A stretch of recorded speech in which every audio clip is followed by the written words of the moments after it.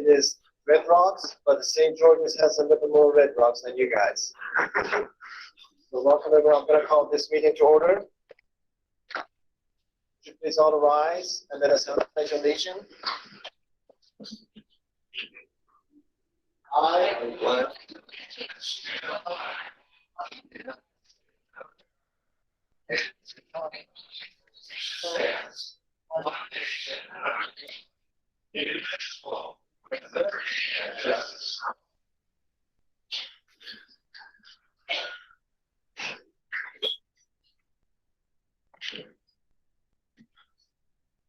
Thank you.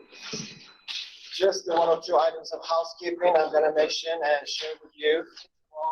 As a respect to one another, our guests and presenters today, I will ask everyone to turn off your cell phones, pages, and pacemakers. That way you don't have no interruptions. Turn off your pacemaker. Yeah. Wow. They're big. They make too much noise. When you come to the front, you're a presenter or you have a guest, you will have comments, please speak to the mic and introduce yourself, your names, and position that you have from the city, the community that you represent. And those are what I would like to make sure that also opportunities for everyone to know for the record. Also, I would like to express my appreciation along with the Commission for the UDOT and another successful UDOT annual conference. Thank you to the committees that put together, despite of all the challenges and uncertainties of this year still, we had a full house. The center was just wonderful, the exhibitors and the keynote speaker was just awesome, our own fearless leader. It was wonderful as usual. He reminisced about his tender childhood story of his mom, and also asked us to be this time of year, and especially this time of year, to grow some goods and awareness it. He admonished all of us that we should see talents and strength of everyone in our lives, in our organizations, in our communities. Each one is different, yet has been granted good talents. So seek out, develop, and cultivate those talents. And in the spirit of the growing goods, and the spirit of Thanksgiving, on behalf of the Commission and the UDOT family, I would like to wish every one of you happy Thanksgiving season. That, we're going to start with the introduction of the Commission first and UDOT family next. Let's start from my left, Commissioner Matazo. Would you please introduce yourself and your region? Yes, I am Commissioner Kevin Van Tassel. I live in Vernal, Utah. I'm a Commissioner at Large. My name is Donna Law. I too am a Commissioner at Large, and my home is in Cedar City. Lou Kramer, Commissioner at Large from Salt Lake City. I must tell you, this has been absolutely glorious being in Moab. So thank you for all you're doing. Thanks. Good morning, Commissioner Jim Evans. I represent Region 3, and I live in Moab. I'm Commissioner Rhonda Medlock, and I live in Garden City, Utah, and I represent Region 1, Northern Utah. Thank you. And my name is Nagi Zanadi. I come from sunny St. George, and I bring greetings and much gratitude from mayors, city managers, and commissioners of Washington County, UDOT, and the Commission for all the wonderful things you do in that region. We will not excuse our friend, Natalie Gopner. She is teaching class today, and she could not get away to come and join you, but she sends her love.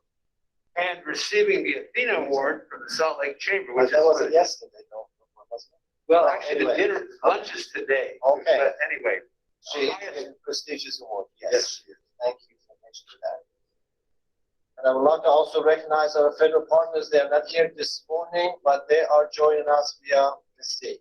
I can see them, yes. Ivan Murrow and Brigitte Mendel, welcome and thank you for being with us. With that, Thomas, would you please introduce the UDOT family?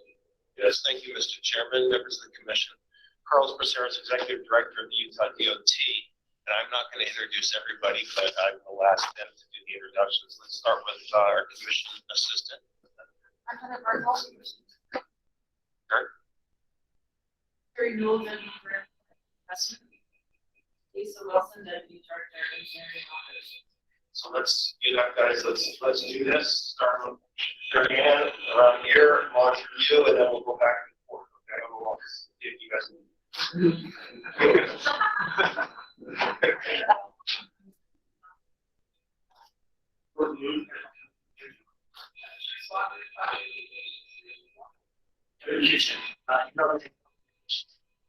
Good morning, Monty Older.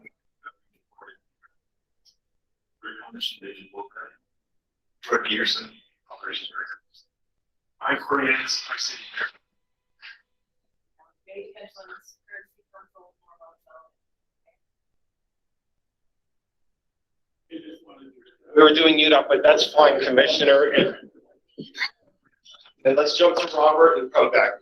So, Robert now Region 4 Traffic Operations. Brian Anderson, Region 4 Project Manager. David Roberts, Region 4 Program Manager. Inspire Region 4 Project Manager. Aaron Palmer, County General.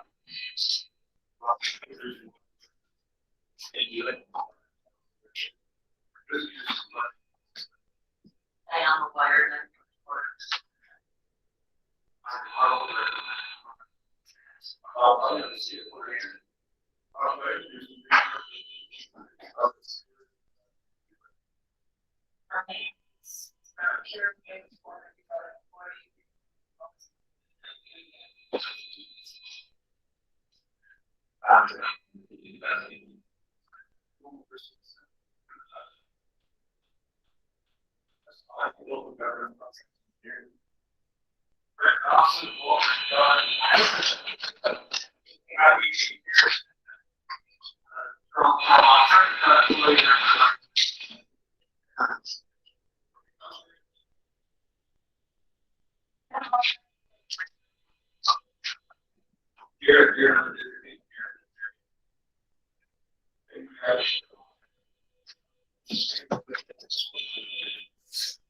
I think that's the UDOT family. It takes a village. Let's do a reflection of that.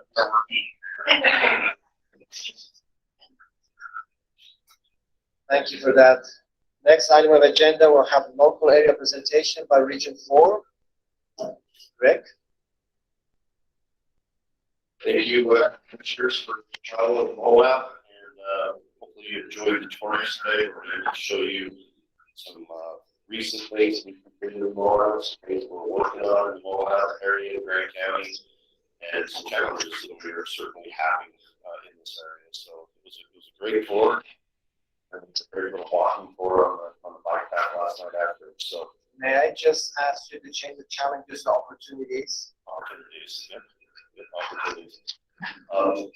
So what we will do is we will let the Roberts come up and Deborah Squires and give you a presentation of what is happening in the past in Grand County and in San Juan County as well. Give you a little history of what's going on.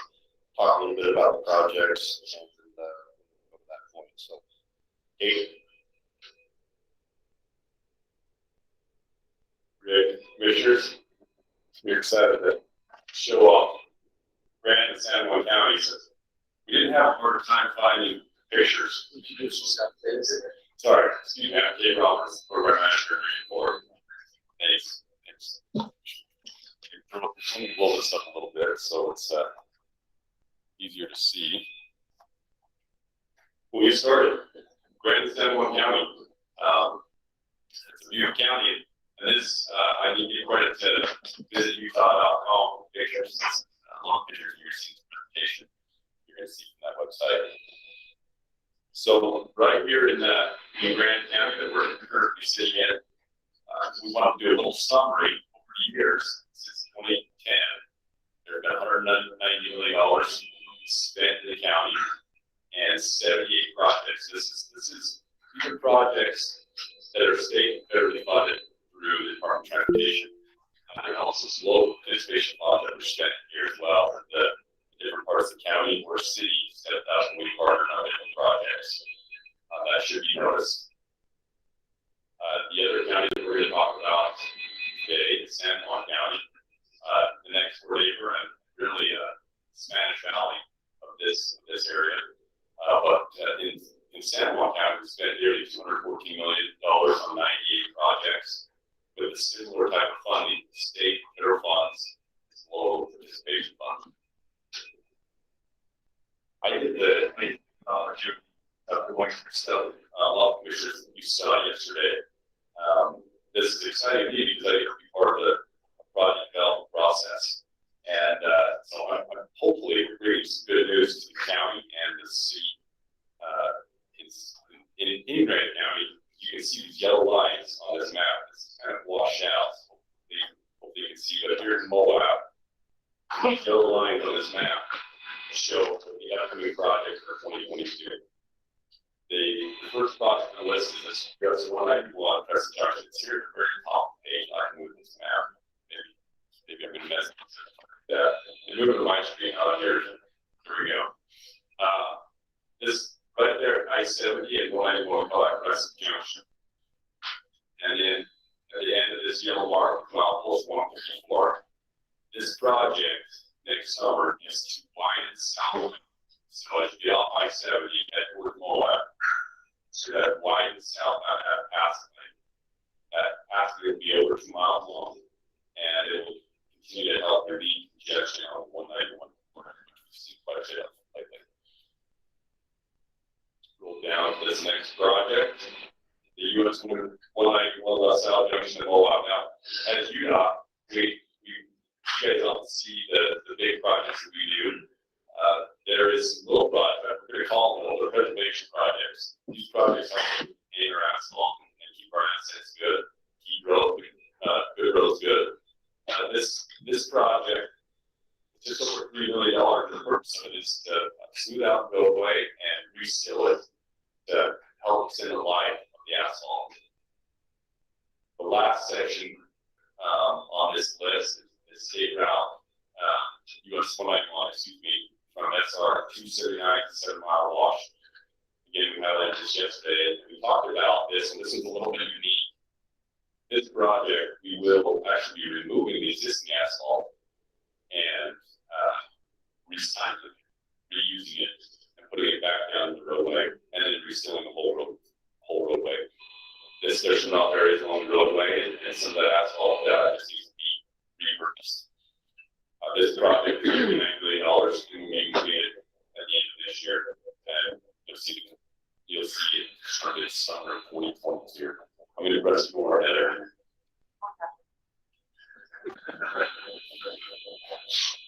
All right, San Juan County, UDOT projects in San Juan County. Now, this is 2022 construction projects as well. I'm going to highlight a couple 2023 projects because we have some significant ones in the area. As you can see, there's a lot of them. So Betty was in San Juan County, expect a lot of construction in the next several years. The first one I want to highlight is this US 191 Arizona State Line and Bluff. So that project, we're going to try to highlight it now so you can see it. My mouse right here. Here's Arizona State Line and Bluff. This is upper end. This project is also a preservation project. It's still to service the roadway, but also there's a Sand Island Bridge, which is just past this intersection. Right here, the Sand Island Bridge, you see some preservation as well. Well, there's some parapet and some decks, other structural elements that need to be repaired. So the project itself is quite large. It's roughly $16.5 million. And that's due mainly to its length and its remoteness. But it's going to be a great project, and we'll be starting to be fitted by the end of 2022. We did this one week up. If I mess up too much, I'm happy. SR 276 and SR 95. I'm going to have to slide this over a little bit. The 276 is over close to Lake Powell, and 95 as well. 95, keeping it right there. It's a little slow to respond. The purpose of this project is also to just improve smoothness and add asphalt as needed to the roadway to extend the life of the roadway. Again, due to the remoteness, locations, and the extent, it's quite large. It's $1.1 million.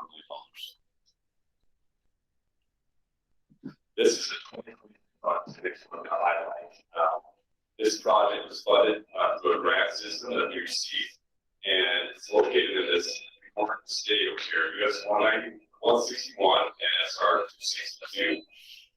This is there's a lot of design elements to this, but the significance of this is that it's going to basically rehabilitate and reconstruct along the roadway, well, preserve along the roadway. That's this yellow line is here down here, and then this line right up here. So that's a lot of miles of roadway, a lot of miles, and you can see the sign study on this 73.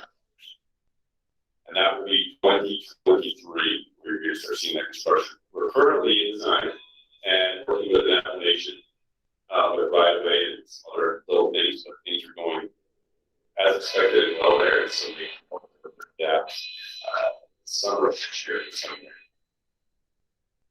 Will that include some guardrail along that stretch? Yes. Yes, there's an guardrail, there's some other safety elements as well on that. Will also include intersection realignment at 161 and 262. Because if I remember correctly, there's part of that road that you go along there.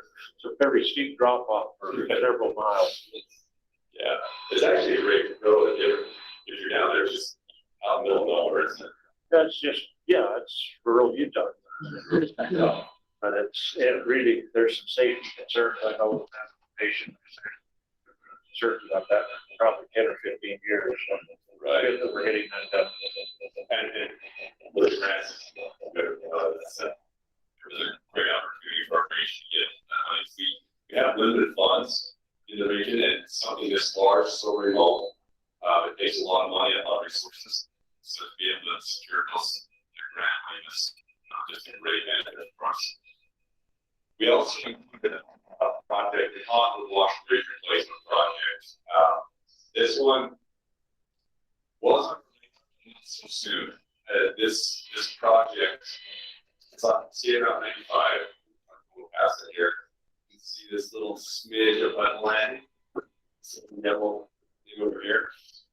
What happened, and I'm going to paraphrase and read this, but we experienced some storms in this area. This is a bridge over wash, and the summer storms washed out a lot of the footing, the foundation area.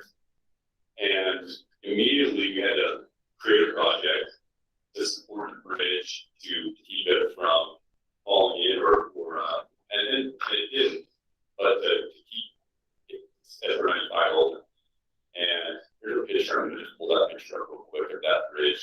They did complete the repair recently and quickly. You can see we'll show up. You can see how the footing, this is the existing footings up here, and how it's hanging off the edge. And then they came in with these steel piles and drill shafts and constructed this temporary structure to support the bridge. Again, temporary. This project that we're highlighting is the bridge replacement project.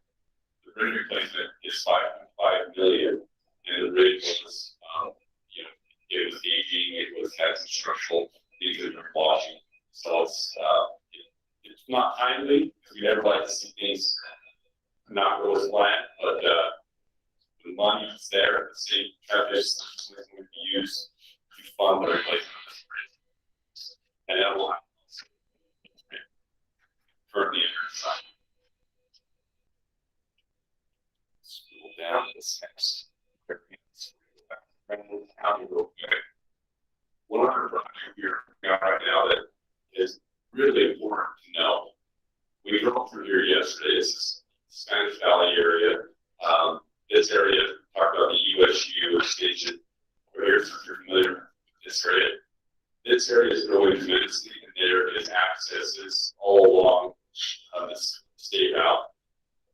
And those accesses have, just like any access, tend to slow down traffic. They cause pinch points, traffic issues on our highway. So this study is to look at those accesses and see what we can do to, take a step forward before it gets too terrible. Figure out how we can accommodate along these accesses and intersections with other solutions. I mean, right now we're looking at solutions that include frontage roads.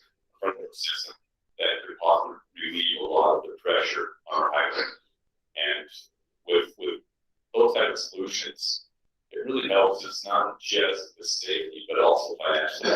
There's many assets out there. There's a wide roadway.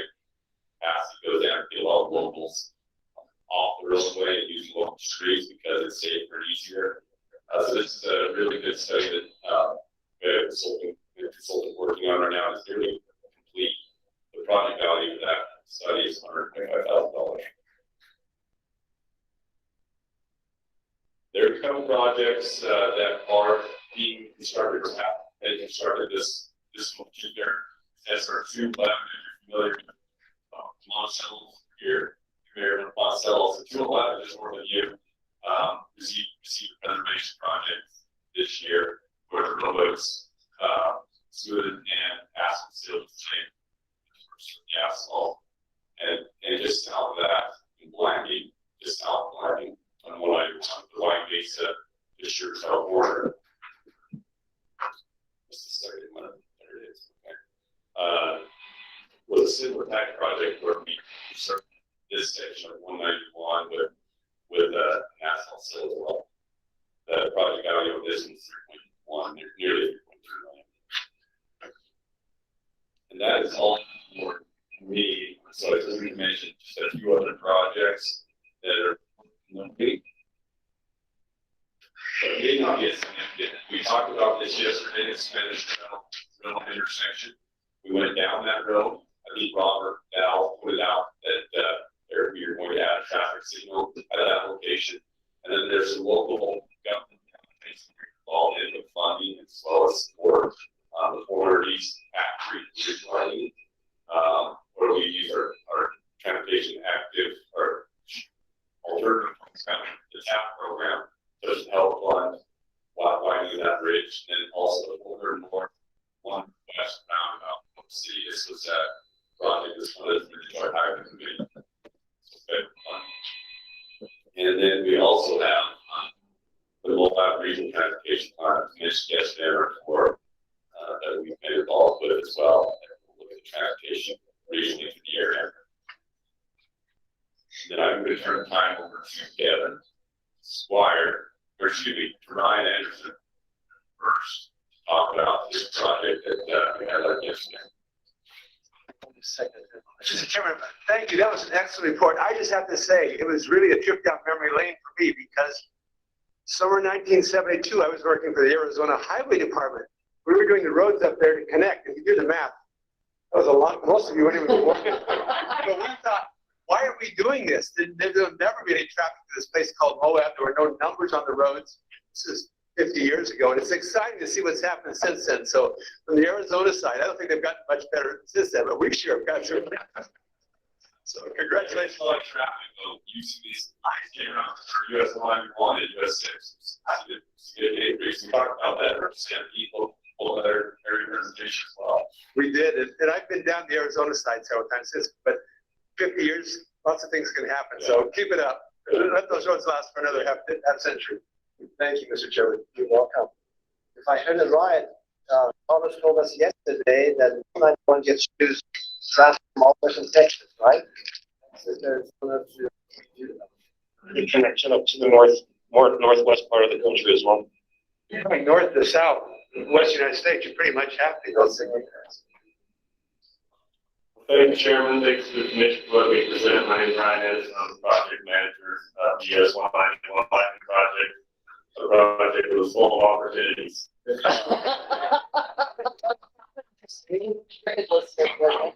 you know, I could probably just sit here and let this video play for quite a while, and I think that would probably do my part of this presentation justice, because as I mentioned a few times yesterday, of course, this is a project that seemed to have immediate benefit and immediate notice to the community of just wanted to tremendous value as well to the community. This was a project where we widened US 191 from a 3-lane section to a 5-lane section. We provided curb and gutter and sidewalk in locations where it was previously there. We created a connection for a shared use path that was there. And actually, in the video, that ended about right where my cursor is, just south of the new Hyatt Place Hotel. And we've now connected that over to multi back to the city that brought up near the boulevard and cross that at the hospital. So just a project that brought a lot of value to the community for for sure. I will, hopefully I don't screw up the communication too much. Just on my screen, but not on there. There's a way. Got to wait a minute. You're patient. There's more pictures here on the side. One of the pictures I thought I'd highlight real quick is the flood mitigation area.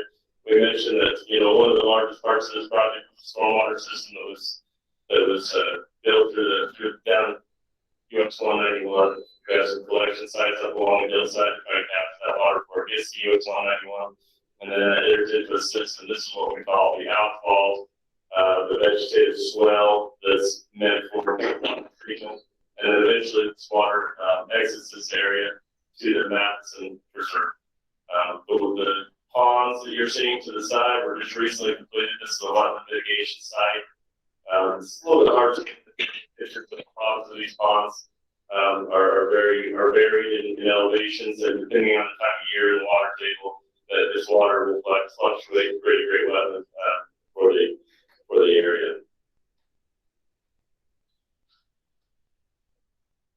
So it was brought up yesterday quite a few times that you know, there's been an immediate benefit recognized from this project. If you look at this project in the background, you can see two videos playing.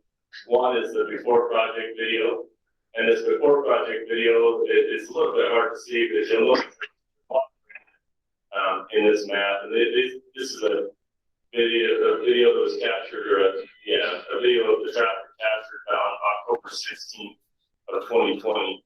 And as the day progresses, you notice the buildup of traffic that comes, the red line extends from down US 191. Ryan, what does the red indicate? So the red indicates congestion, where we have buildup and traffic that's in standstill and queuing. And it's just this picture right here. As you know on this map, the two lines that pay specific attention to are the gray and the orange. And kind of one of the things that was mentioned yesterday, this graph really highlights, is that so gray is the 2020 traffic and orange is the 2021 traffic. This graph is a graph of our hours per day versus hourly traffic volumes. And as you'll see, in 2020 and 2021 specifically, on the normal weekdays, we're seeing a large increase in the peak volume of traffic in this area. But also we're seeing the continued trend. You kind of get these end graphs and a lot of those numbers come together. We are still seeing the continued trend of just an increase in overall traffic. But a big thing that we noticed when we were looking at these graphs is that the weekday traffic in and out of Moab has increased, and yet if we go back to those graphs, and I wish.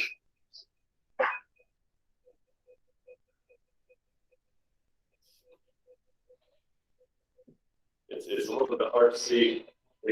What was that? Yeah, I did. Scroll down. Okay, well, there's a sense. So if you look at this bottom graph of after the project, and you'll notice the only red that we ever see is the junction of 128 and the signal of 5 Fifth West. So these are signals where you'd expect to see red backup queuing. It's designed for that. So other than that, we don't see any areas where we have critical backup in those areas. So all in all, the project is absolutely a success and is going to bring a lot of benefit to the area for a lot of years to come. So thanks to the commission for their support. Thanks to all the partners. They got the job done.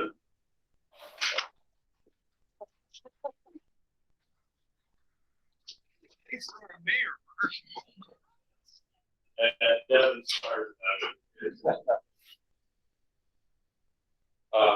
So I wanted to just highlight 3 hotspot projects that have coming up next year. These are partnership projects the commission has approved funding for.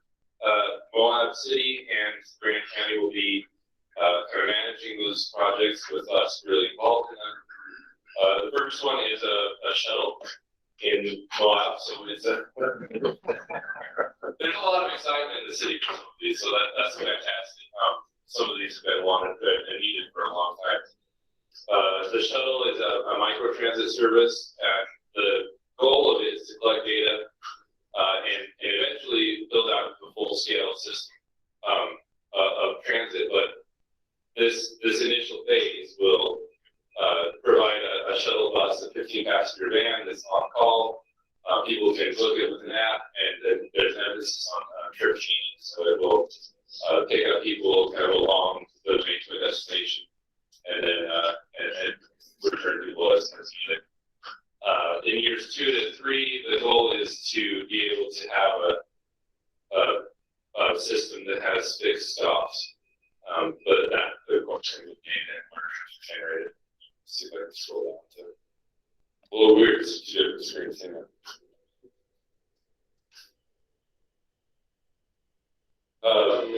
Yep, so this is the microtransit area will be within the Moab city, so north of the bridge down to Mill Creek Drive will be the fixed route area. The initial service area will be all the way down to Spanish Valley.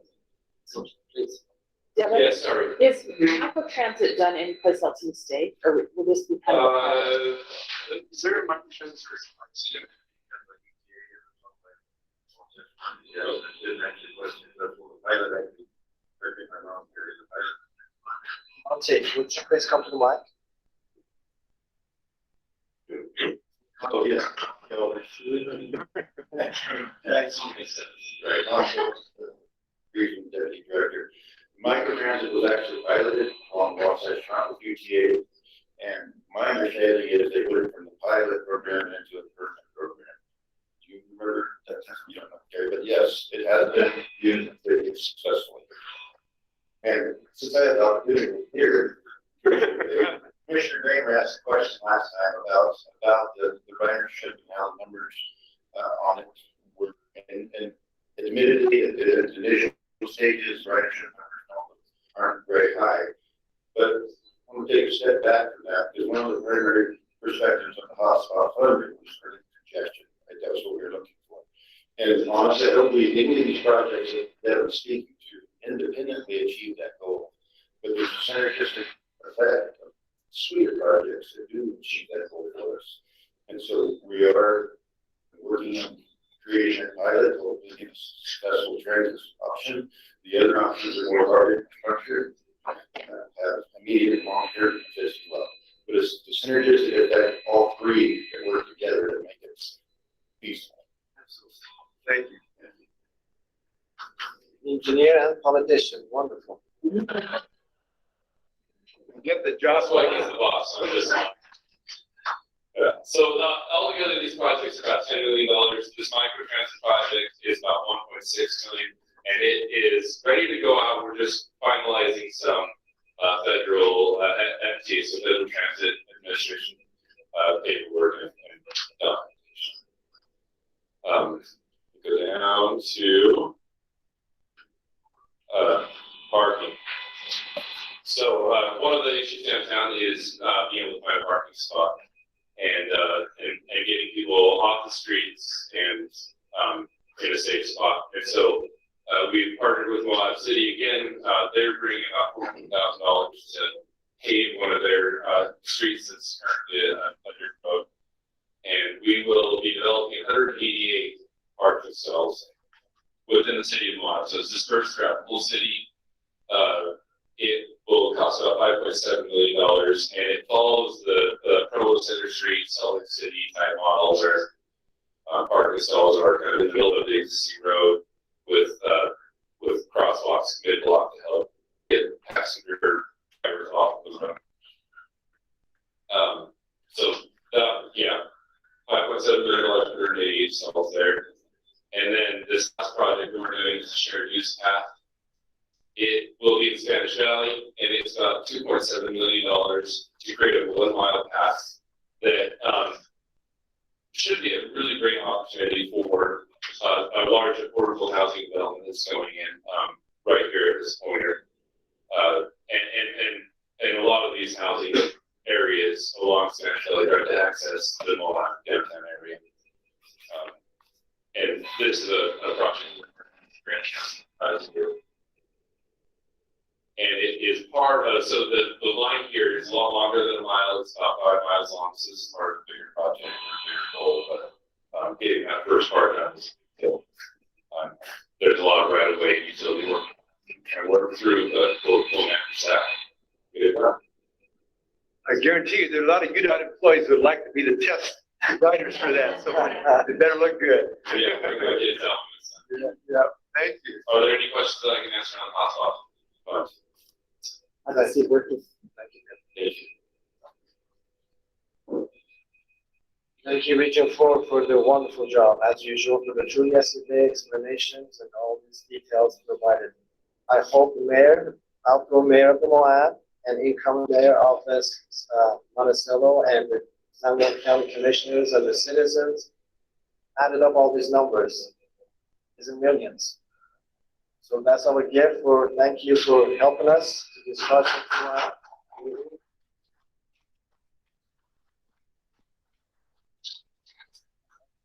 They're coming in to serve another, I don't know, 10, 12, 15, whatever years it is. So it is a great opportunity. And I hope that we answer some other questions in the San Juan County. If you want to leave now, you're welcome to do that, unless you send us some questions. I tried. Next item on the agenda, we're not going to discuss. We don't have a clear mandate from the federal government on the new items yet, so. But Ivan does have some comments he can make. Okay, so if you want to turn to.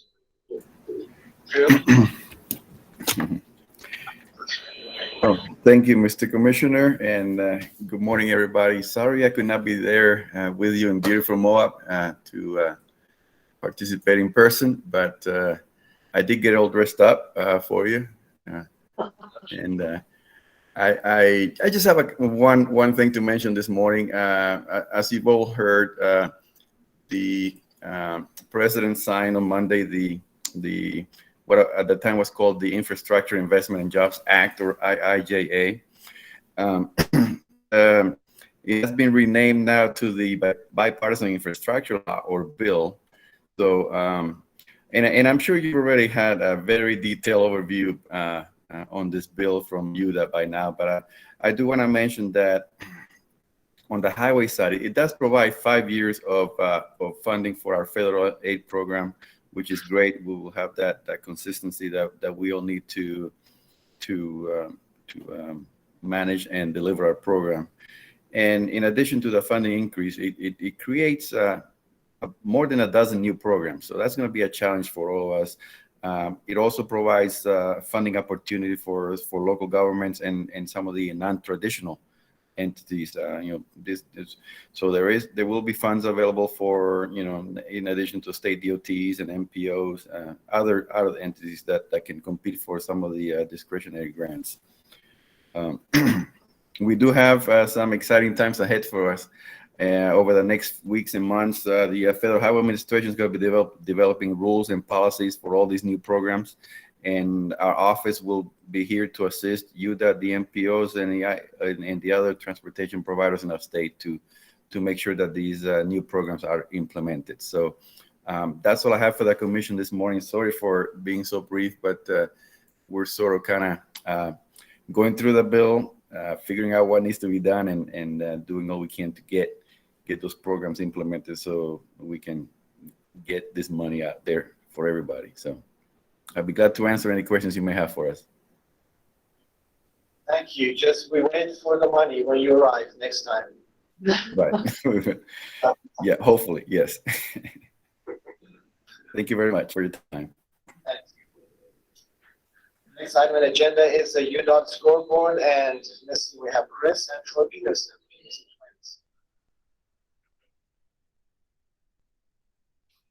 Thank you, Mr. Chair, Commissioners. It's a pleasure to be with you this morning.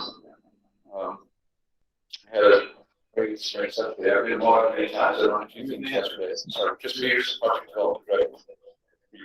Had a great experience on the tour yesterday. Been in Moab many times. I learned some new things that I didn't know. I also want to thank the mayor. I don't know how she did it. Probably can't tell us how she did it, but we were on our welcome tour last night, and we saw a few base jumpers. So we appreciate it. If you get a chance to do that, I haven't seen that before. If you just took a few minutes to go into arches last night and take a picture of the moon, big full moon through one of the arches. So we had a great experience here. she had the tourist train come down right as we were doing the tour as well. That's right. It's So an extra treat. certainly appreciate all the efforts to make us feel at home. All right, so project delivery standpoint, this month, we do not have a significant number of sales changes from where we were. However, we have continued to advertise the program as we go through the presentation today. I'll be able to demonstrate what we've accomplished over the course of the past month. So far right now, currently we have 5 projects that are passing. We have over 700 projects that we are working on for the commission, with 32 that we anticipate to advertise within the next 60 days. So our folks, Carlos at the start of the meeting talked about how the fact that it takes a village. We have amazing teams, and it takes many teams to be able to deliver all the work and all the opportunities that the commission gives us to deliver the program. So currently right now we're 88% on time delivering our projects. Since July 1, we've had 53 projects, totaling just nearly $160 million worth of project value on those. So folks are doing amazingly well. Making that work. 14 projects since October 1. Total value of those projects is just over $47 million over the last month and a half since we are on November 19th of the month. So continuing to do an amazing job. 14 projects in a month is a pretty good number for us. So we're really happy with what we're seeing there. I don't know if anybody has any questions about any of those projects. This chart here, let's set it a little bit so you can see all. Is a graphical representation of the advertising process and how many projects when and where and what we have to advertise over the next several months. Green is a project that has been advertised that the contractor. Red is a project that is currently late and unadvertised. Yellow is a project that was late but has advertised. Blue are upcoming projects that we will advertise. And you can see that our teams have, while many in the industry, winter and fall is coming, so they see that as a chance to catch their breath. For our teams, this is an opportunity for us to advertise our work and put it out when it's most advantageous to the taxpayer to advertise their project. So you can see we have a significant workload ahead of us, and we anticipate meeting the goals and targets set for that.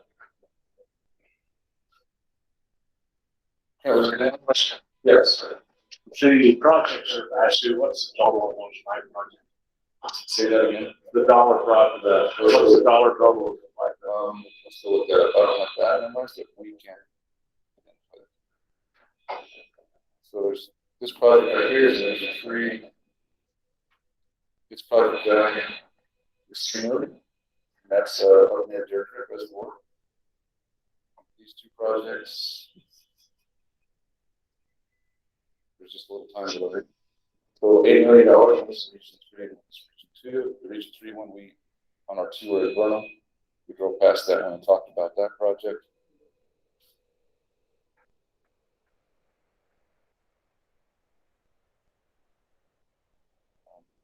This project is in Region 4, totaling $5 million. So I think if I'm doing my math right, we're up to $16 million.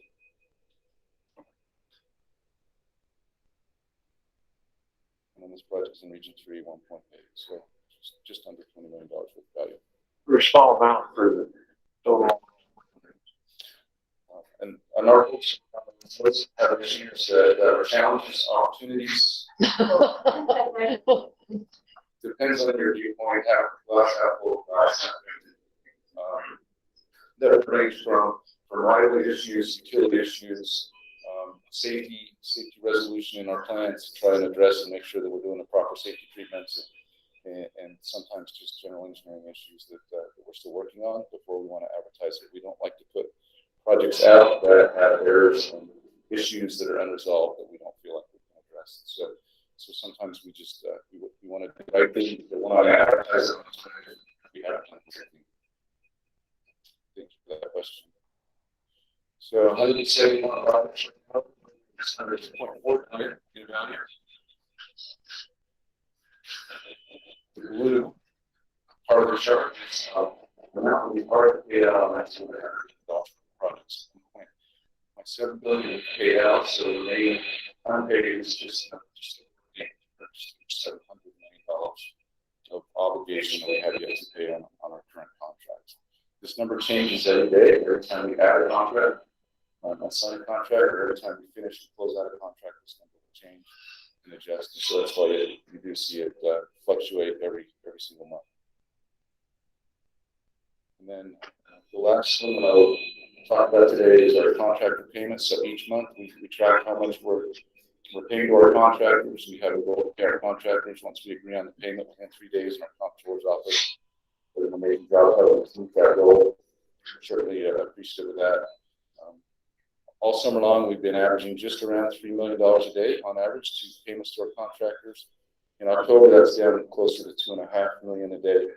And then November month is not complete, but that's a smaller number, and we expect that number will continue to increase as we add in the rest of the payments through the course of the month. Just as a note, we are continuing to see issues with supply, delivery, labor, manpower shortages. I think we've all seen on the news issues related to inflation, but inflation is not exclusive to the general economy.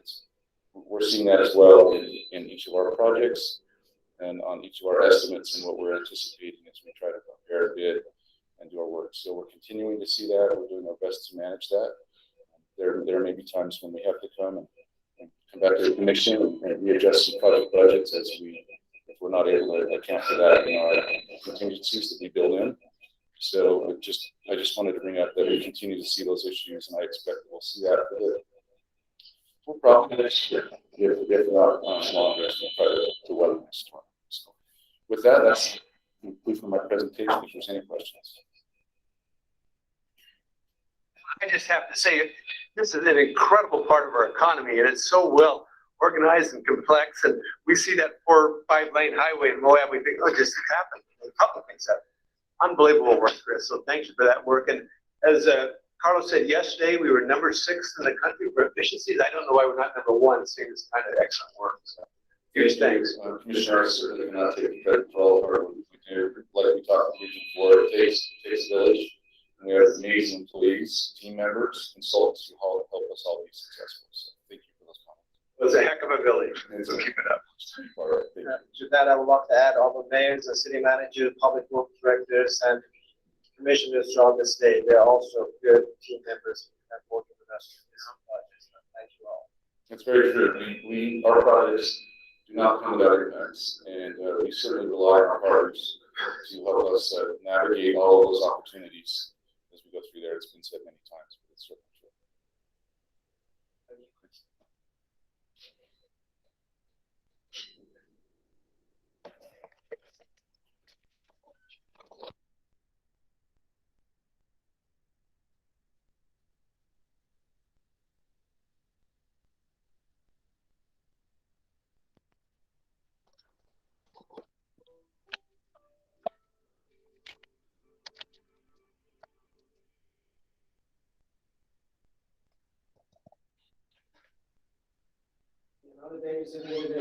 Thank you, George. Thank you, Mr. Chair. Good morning, Commissioners. Troy Peterson, Operations Director at UDOT here. Let me get my presentation show up here. I can't see the screen. I'm moving everything. Okay.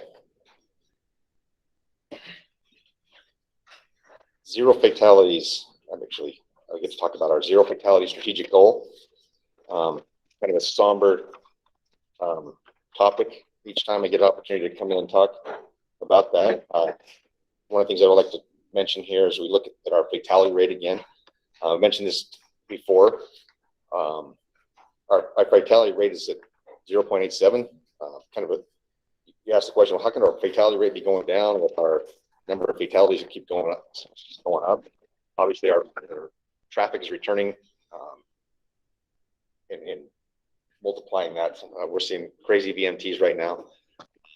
And so our rate is staying fairly low. when you look at that, we do have some work to do in terms of trying to change behaviors and work on those fatality numbers. But the indication for me when I look at that lower fatality rate is that that we're doing things right on the roadway in terms of making the road safer. We just need to work a little harder on some items here. Let's talk a little bit about those. Ooh, stop right there. If you look at our fatality numbers right now, we're looking at through we're at today at 284 fatalities on our roadways. And one thing I want to mention is on our zero fatalities goals, we have that target that we set. That's about, we take the 3 previous years and try to reduce that by 2.5%. That's the target we shoot for as we take that goal to 0. Right now, you can see that we are at 284 compared to last year at this time. We were 255, which was about 10% higher than we were last year. And we saw that the numbers going up. So that's a little concerning, but we are working with to find opportunities to improve those numbers.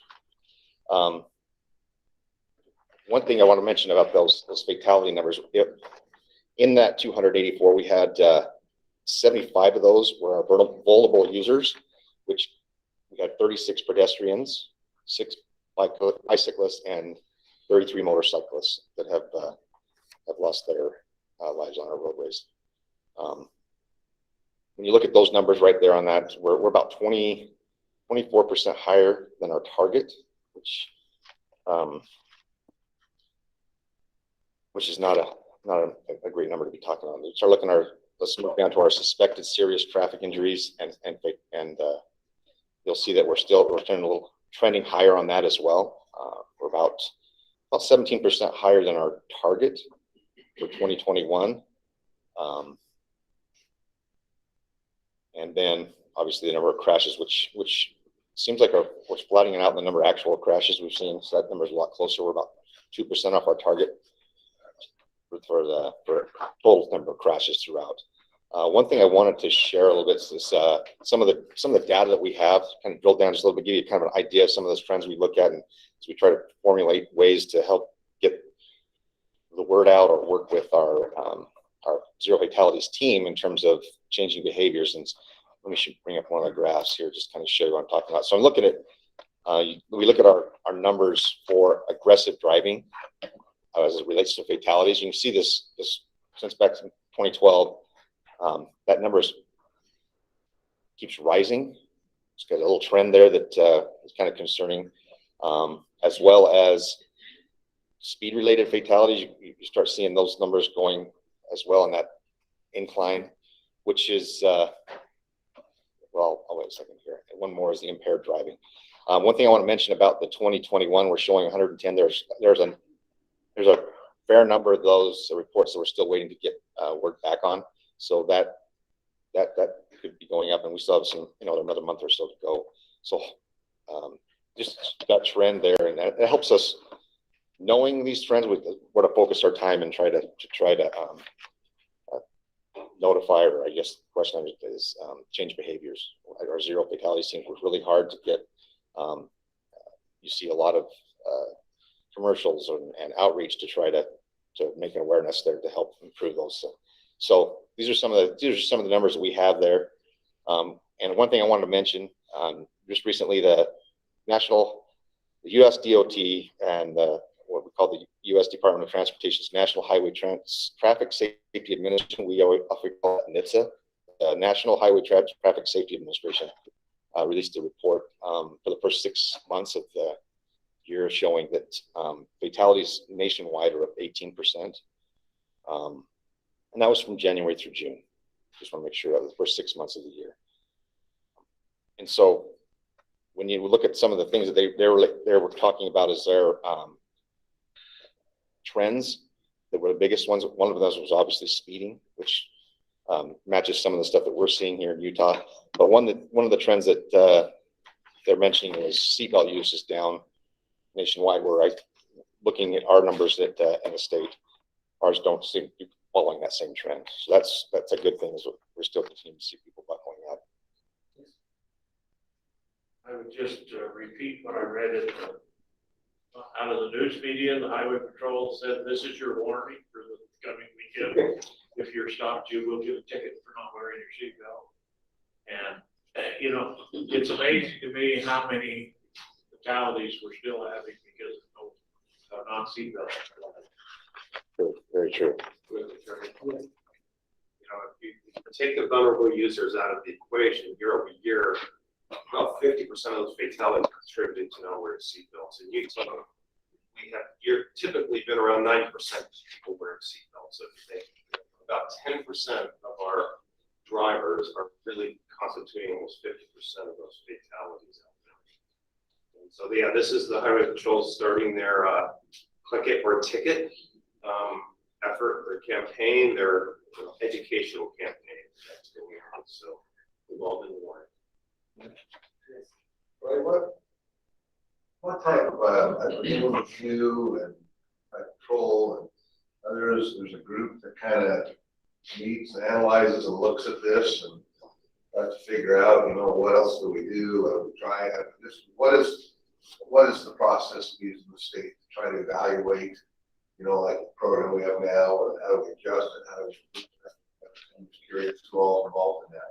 Yeah, we do have a lot of involvement with our UHP partners and their safety councils and our zero fatalities team, our traffic and safety group. We meet monthly on various topics to look at these items, and then we have a review that's quarterly where we go through every fatality to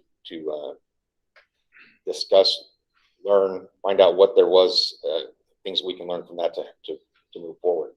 Look at the cause, things like that, and evaluate it. So there's a lot of coordination that goes on within the teams to try and come up with solutions.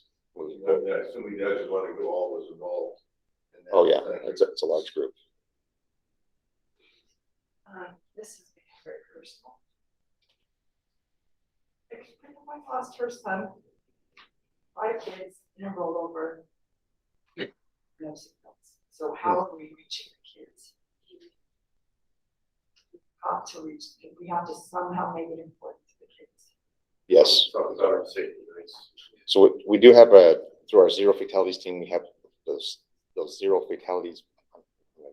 I'm just scripting the school. We outreach the school nights to reach the children. Now, obviously, we have a teams that float around and they do these. I think they do them online now. Can I do it? Yes. So we refer to it as our parent. And so for every student that gets their driver's permit, great news just this last month, the Board of Education is we're going to get access to all high schools. We've been getting in the 80% range of getting on every high school. What we do is we spend about an hour and a half. We ask for at least one parent and the new driver to come in, and we talk about the 5 deadly driving behaviors that make up 94% of all crashes in this country. And it has been through the work of the commission in their health programming. We annually program $2.5 million to our zero fatalities effort, where it's both a statistical effort, but it's also an educational effort and a partnership campaign with all local law enforcement, with obviously the Highway Patrol, the schools, and we're getting out there and trying. Our goal is to touch every student and to talk about those behaviors. You have to figure out how to make it cool for that to be said. I know we think we're cool, but there's people that probably don't agree with us. So yes, I agree with you, Commissioner. But you're a big part of helping us with your efforts and supporting the zero fatalities effort that really being led through both Troy's organization and Elizabeth's organization. They work together on developing this information, but also making strategic decisions about what we need to do. Every project you program, you see there was over 700 projects there. We go through and do a safety analysis to determine what are those safety improvements that need to be made as part of that project. Our roads have never been safer. The cars have never been safer, but we're still seeing outcomes that are not. Yeah, and as always, the last thing I'd like to mention here is our 5 safe driving behaviors. And I talked about this a little bit today, but obviously wearing a seatbelt, drive alert, focused, calm, sober. Those are the 5 keys if we can take those each time. Not any other questions? All right, thank you very much. What is our definition of aggressive driving for this purpose? Define that. Oh, that's a great question. So it's a combination. It can be speeding, it can be cutting people off, it can be tailgating, it can be not allowing people to merge into the lane as you're working. It could be weather dependent. So you could be cited for speeding if you're driving 20 miles an hour on a road close to 50 miles an hour. It's too fast for conditions. And so those are the things that are aggregated into that category of aggressive driving. It's an area that we're seeing increases. There is a general sense of angst with the public. And it is resulting in behaviors that are more extreme than we've seen before, acted out on.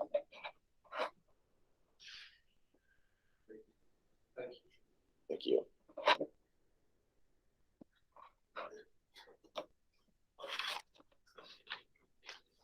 The next item on the agenda is public comments. We have just one minor change.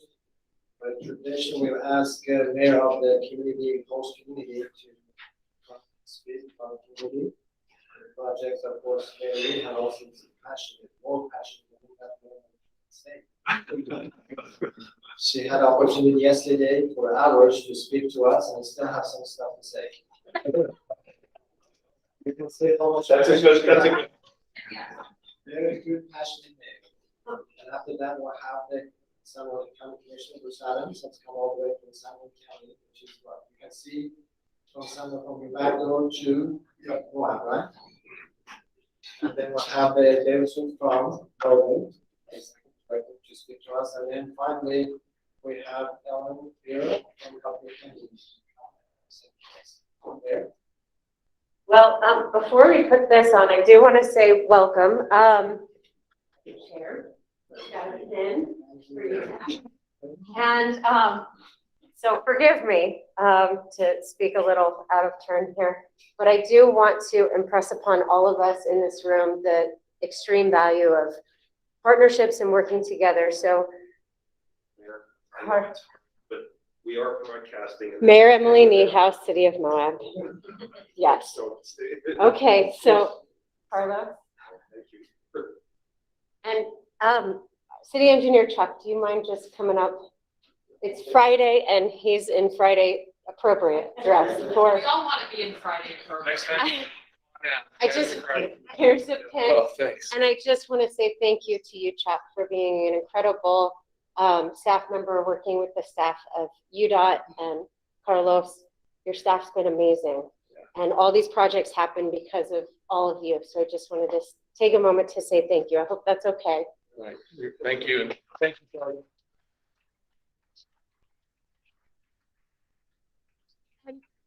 And Carlos, you said something to me yesterday that I'd like to repeat. You said the way we measure success of a project is not by its completion, but by the way in which we did the project, the way that it was done. So thank you. You're right. And again, staff has been amazing. And I shared this sentiment with you yesterday, and it's worth repeating. What does UDOT mean to me? What does UDOT stand for? You deserve our thanks. So thank you so much. Just a few things. I have a 12-year-old son who reminds me every day that I need to think about his future. And so I just wanted to share a few things. First of all, I wanted to address what is sometimes the elephant in the room and what is sometimes referred to as the B word in Moab, bypass. The city and county did pass resolutions not in support of a bypass at this time. And as I mentioned to all of you yesterday, the reason for that is not because there's not a desire to help traffic flow through Moab. It's just that of all the solutions, of all the alternatives that we've been grappling over year after year, and thanks to UDOT for giving us the time and space and resources to grapple, we just can't seem to find a bypass course that would not go through a residential neighborhood. So that is our crux, and so that is our opportunity. There's also Main Street money that's coming down the pike that I just want to encourage us all to consider. You know, what would Main Street look like now that we've, you know, we are trying to deal with congestion. Thank you for the hotspot funding so that we can continue to work on what Main Street Moab feels like and looks like to both the residents and the people that visit. There is a product that my son is thrilled about, and it is called Paver. And it is the mechanism that smart cars use to know where the lines are. So all of your lines, all of the painted lines throughout the state, this product tracks it and monitors it and makes sure that the future of autonomous vehicles have the ability to safely get through our communities. And we all know that it's coming. I just want to encourage you all to consider our rural and remote communities, that products like Paver are going to be the thing that helps us really look to tomorrow, because I don't want to be left out in the conversation of tomorrow. And there's a phrase that data is the new asphalt. So I just wanted to share that sentiment. And then finally, I've got just a few slides because UDOT was so incredible to fund a study about rail. And yesterday when we were on the bus and we looked out the window, I promise I didn't like plan that at all. Serendipity, that's when you know something's right. And so when that rail car was passing, it was really, it gave me goosebumps to think, I think we're in the right place having this conversation at the right time. And so when we talk about public transportation, we have models of yesterday and we have the models of today, but we really need to be thinking about what those models look like for tomorrow. So the idea is a passenger rail. How do I do this? Again, I wanted to thank UDOT for the study that was done by Cambridge Systematics to give us this study that's worth consideration. Why are we even talking about rail? Because we have been talking about rail, but we've just been talking about it on the Wasatch Front with Front Runner. So again, let's keep thinking about rural and remote communities like Moab. We've got ongoing population growth and rapid increase in tourism. So as our population increases locally, so do our transportation needs, but so does the tourism. We've had more tourists this year than we've ever had in Moab. And they're not going away because it's gorgeous. So you know, Arches has 1.7 million visitors in 2018. We know that that number is much bigger now. And our growth is predictable. Lots of words on this. Basically, we've got this idea of a market demand, the idea of expanding Front Runner, competing with Colorado and Nevada for the being the destination in Salt Lake City as opposed to Denver or Las Vegas. But then finally, reducing vehicle congestion. That is critical. And the study shows 4 rail options. I won't go through them right now. You all have access to it. Again, visitor data. Arches is really, we're trying to deal with congestion in the park. So they're talking about a timed entry system being implemented in the spring of next year. In Canyonlands also, when people get turned away from Arches, they go to Canyonlands. The implementation is complicated because it costs money and it's going to take time. But UDOT's really good at both of those things. And we have the existing infrastructure. So it was so amazing yesterday so that you could all see that in our rural and remote communities, we have existing infrastructure. And that infrastructure is an asset untapped, in my opinion. Now, I said, if I could buy a train and drive it to Salt Lake City, I would, but it's complicated. So we just need your help. And then there's one thing that I wanted to point out too. There is a spur to Moab that has been shored up because of the tailings pile remediation project. So really when we talk about the logistics, it's just kind of connecting the dots that are already there. And there's some cost breakdown in the study that is available to all of you.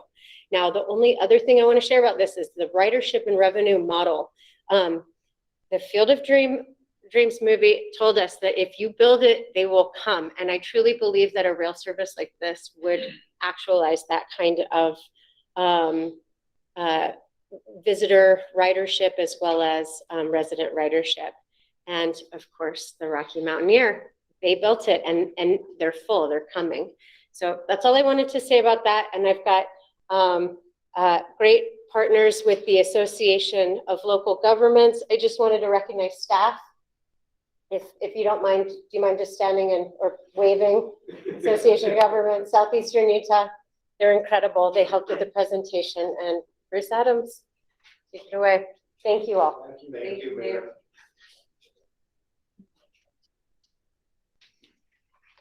Well, good morning. My name is Bruce Adams. I'm a San Juan County Commissioner. And isn't Emily great? We love Emily. She lives in Moab, and so she knows what congestion is like. So she goes to San Juan County to recreate. She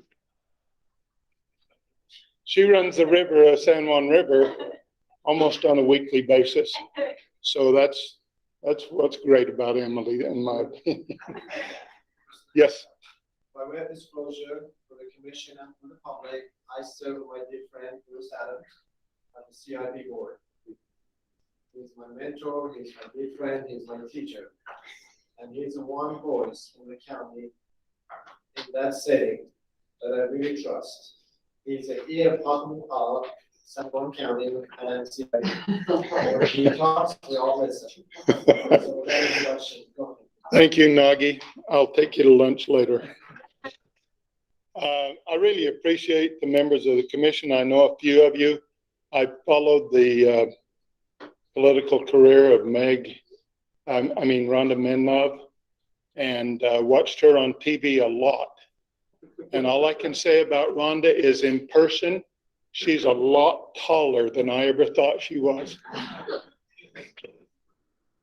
Anyway, so we have a great relationship with our Region 4 people.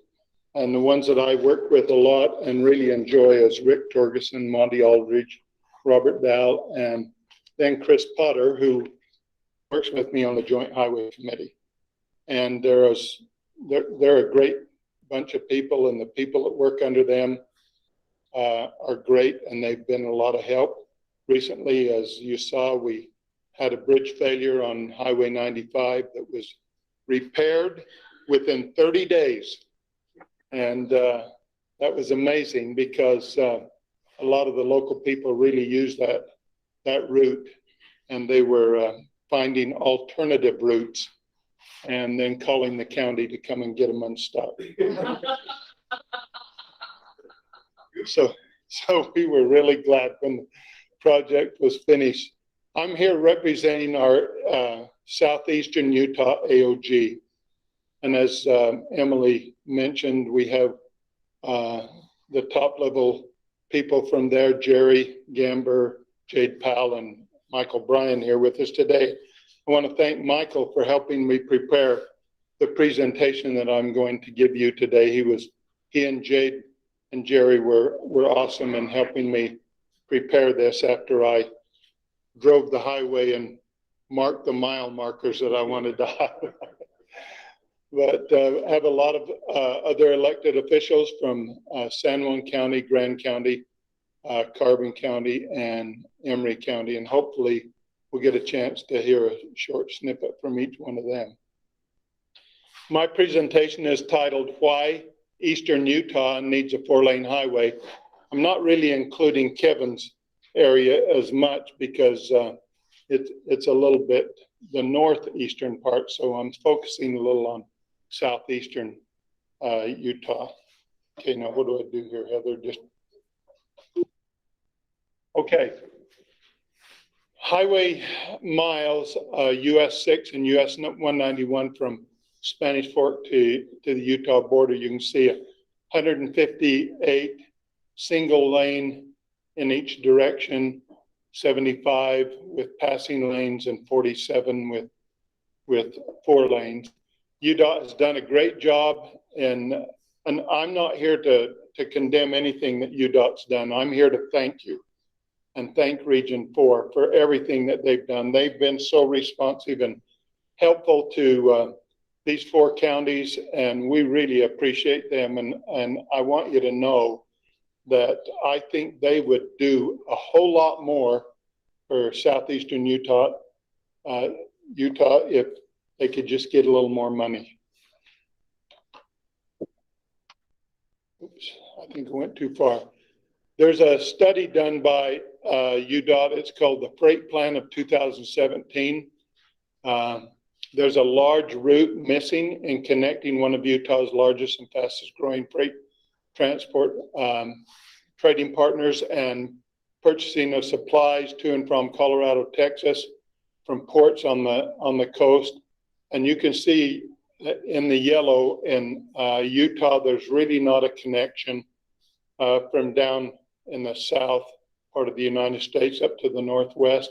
So they're using 191 as that connection.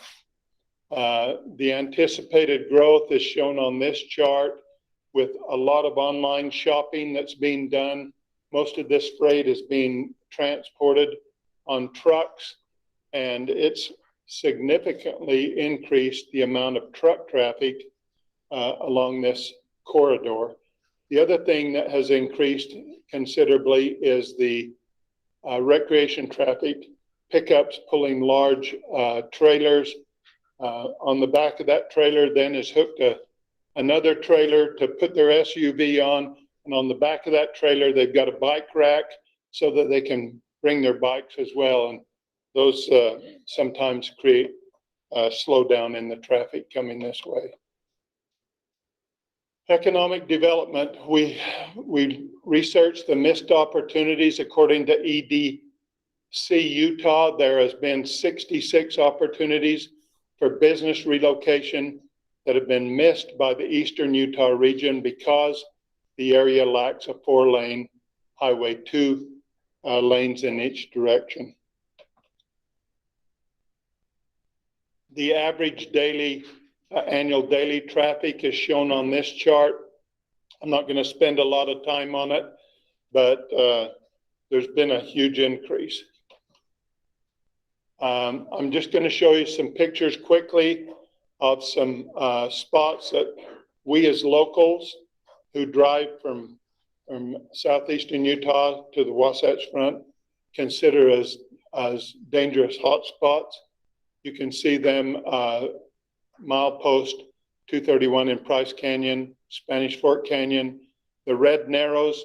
One thing about the Red Narrows, I'm not sure how you're going to fix that, so I'm going to propose a really radical idea. This is long range. How about putting a tunnel through the Red Narrows and forget the highway? I know it's just a dream, but it's a dream of mine. Soldier Summit, some more hot spots or dangerous spots. The East Price Interchange, entrance to Arches.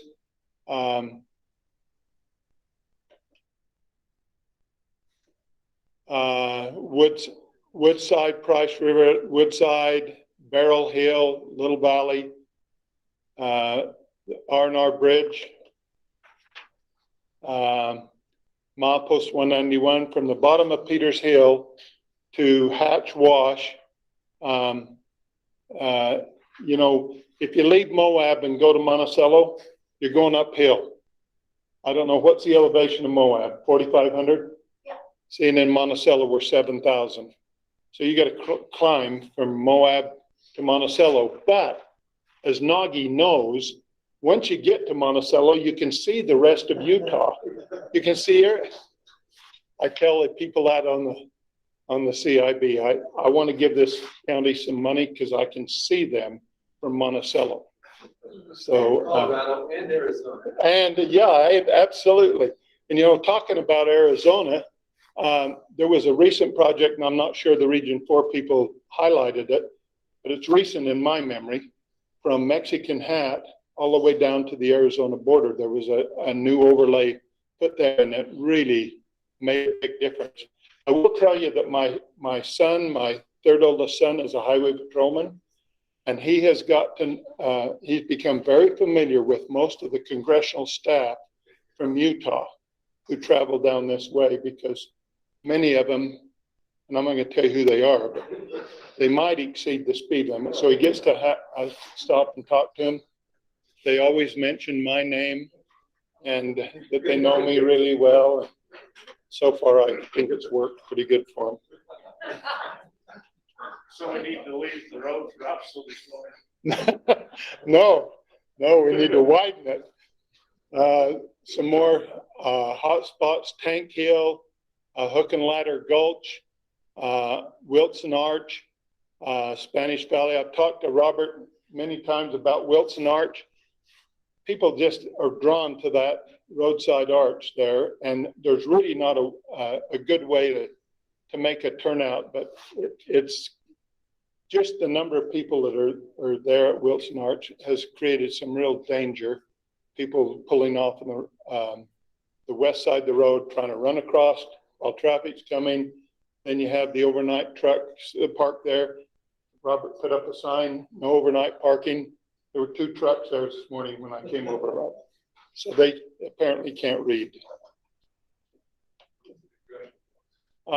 This I think is a really important slide. It shows fatalities on US 6 and 191.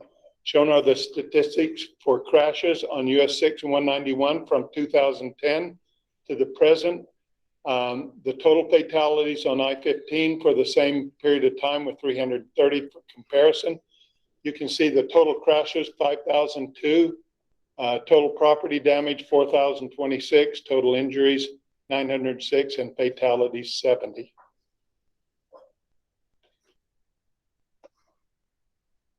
This slide shows my brain when I get up in the morning. It's pretty much blank. So anyway,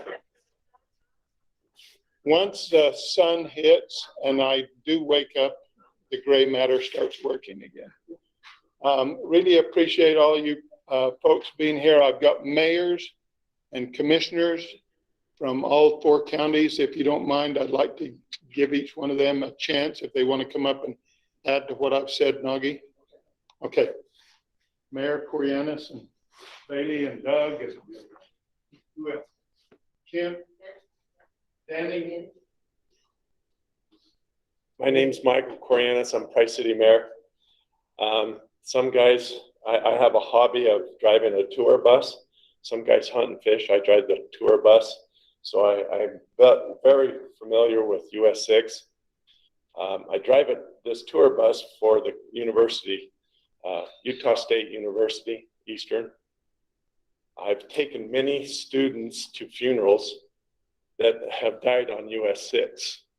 And as Utah State University Eastern is trying to expand, this is the first time I've been here to a UDOT presentation like this. So this is awesome to see the work that's being done.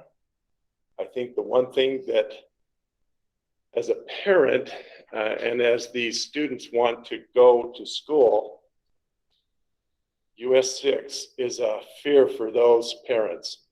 And so as the college is trying to expand in Moab and Blanding also, I think it's instrumental that we focus on these roads to expand and make them safer because of the truck traffic and those things that are coming at us. So I appreciate this opportunity to speak on behalf of the university. And I wish my good friend Natalie Gochner that has seen this vision that I have of trying to make our university and Price grow, because with coal and coal-fired power plants, the future of our area is really at risk. And Natalie has seen that vision of ours to help us expand. So thank you. Mayor, Natalie has, Mr. Doctor has mentioned that to me more than once. She's aware. Thank you. So I'm going to introduce myself again. I'm Bailey Hedgeland, incoming mayor of Monticello. I didn't know I was going to be speaking today. One of the things that I think really hit is seeing how much money the state also spends on advertising our area to the rest of the world, which of course for the economic opportunities we're very grateful for, but sometimes that the consequences of that tourism marketing isn't always thought out. And so just thanking you guys again, this is amazing too. I had no idea. I drive the roads all the time. I hear UDOT. Didn't realize. Anyhow, let me start again. All of this. So I'm very grateful for you guys coming down to our area as well, and just whatever we can do to help with that as well. So thank you to Bruce for bringing me and introducing me. And anyway, just my 2 cents. Mighty 5 campaign has done a marvelous job. Running unopposed, yeah. Hi, I'm Doug Allen. I'm a former mayor of Monticello, and I served on the Southeast Utah Association of Local Governments Board for 14 years. I remember back in probably 2003 or 4, UDOT coming and explaining some of the projects they had for 191 and US 6. One of the promises they made, we hit them up for a 4-lane highway then. One of the promises they made is that it would be done by 2028. I thought, hopefully I'm alive when that happens, and that's coming up pretty soon. And I'm glad to see the progress is made. Sometimes, you know, having a 4-lane is much better than having passing lanes. When you go on passing lanes, everybody speeds up. It's hard to get around the trucks. And then you have a congestion again when you get on the 2-lane. But I sure appreciate what has been done. It is safer than it was. But a 4-lane would be much, much more safe. Thank you for your time. Thank you, Mayor.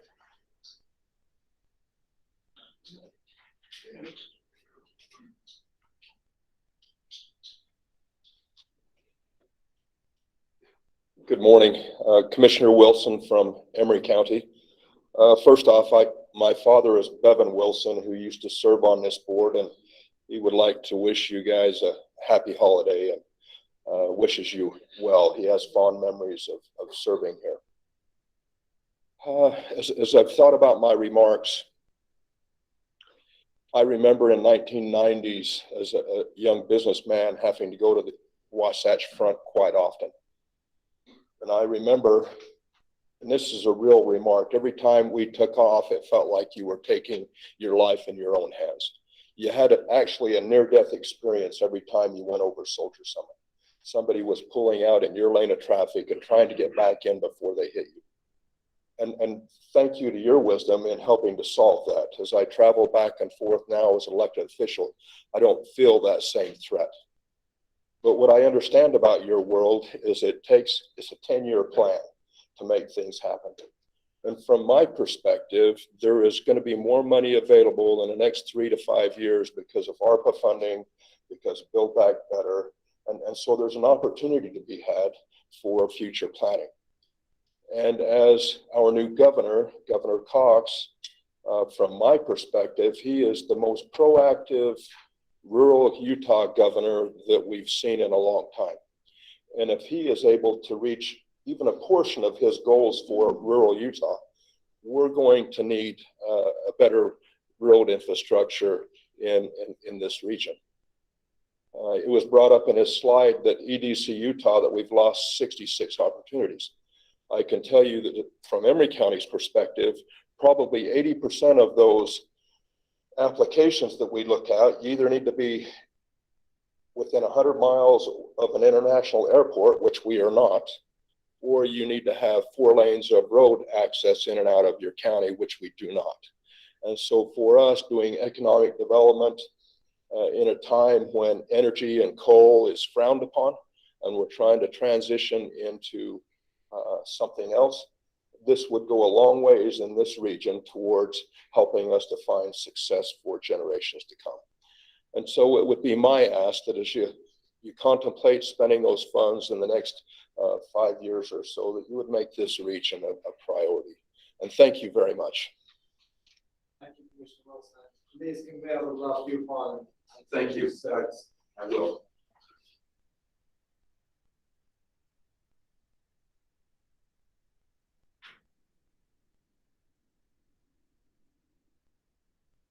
My name's Danny Van Wagner. I'm the mayor of Castledale.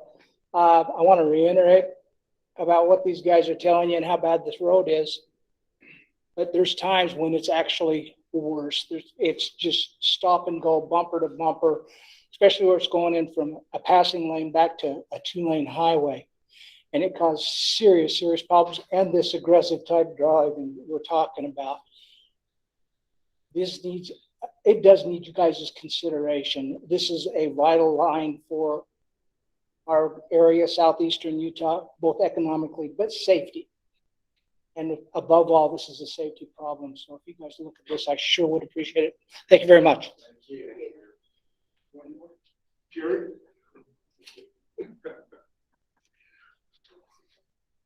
When we leave, half the room's gonna be filled.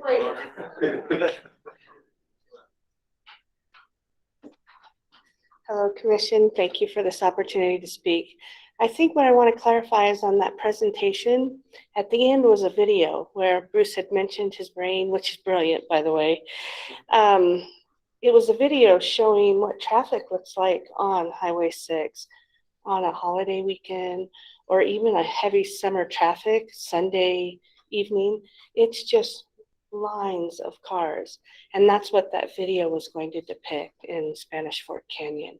So I wanted to help clarify that. And I wanted to validate EDC Utah sends these RFPs for our counties to apply. And it really is amazing how many opportunities we miss out on because we don't have access to that highway. So we do ask you to consider this. It's an important cause for southeastern Utah. And again, I thank you for your time. Thank you.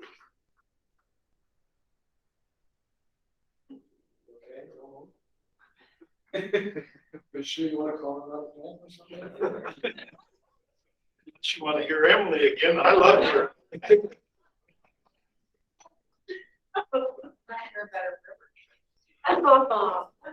Thank you. We just want to make sure that we all understand that Commission UDOT on your side, we are new friends. I hope you consider that way. We are your partners, you are ours. We're a team. That's been mentioned before. Chris Peterson's always good to say. There's a lot of teamwork together behind the scenes. And you are our partners, you are our friends. We reach out to you, your expertise, because we cannot be at your commission meetings, your council meetings. We rely on you as a leaders to help us to find exact needs, not wants, needs. That's always wants, especially with Christmas. So please help us to help you, be patient with us, and find a way to be partners, not only by way of knowledge and with all the things you can provide, but if there's a skin in the game, there's opportunities to partner. That also brings you in the ranking. I mean, Carlos may not even agree with what I'm saying to you guys, but once in a while the commission looks for the projects, there's a skin in the game. If there's a partnership opportunities there for us, because our money goes so much. The commission can't give you so much because we have just a limit. But please consider the opportunities also, talk to these directors. Let's see if we can help us to help you. Okay? Thank you. Thank you. Appreciate it for your presentation. Thank you, Mayor. Coming out, going, all you. So, Dave? Thank you, Mr. Chairman, Commissioners. My name is David Zook. I'm the Cache County Executive, and I appreciate the opportunity to address you this morning. So you can top any one of the requests. What's that? You can top any of the requests. Yeah, I kind of feel like I should have brought a tour bus with some of our supporters too, but it's just me here today. We have Mayor Daines from Logan City Mayor, who's online as well. And I just want to thank you for the opportunity to come and speak to you today. I'm going to talk to you about on your agenda number 7A2, US 8991 Logan Main Street project. And we actually just had our annual regional planning summit yesterday in Logan. And one of the breakout sessions was about transportation. And it was led by the UDOT Region 1 planner, Chris Chestnut. And it ended up that the majority of the discussion was about Logan Main Street. And there were some interesting facts that were thrown out and discussion that happened, one of the things that we talked about was how much traffic we have. I didn't realize the numbers. Maybe I hadn't looked at them. I'm fairly new in my position. I just got elected in January. And I did come talk to you in April. Well, through Zoom, I talked to you in April about this project. And I had Senator Wilson and Mayor Daines and Representative Dan Johnson with me at that time.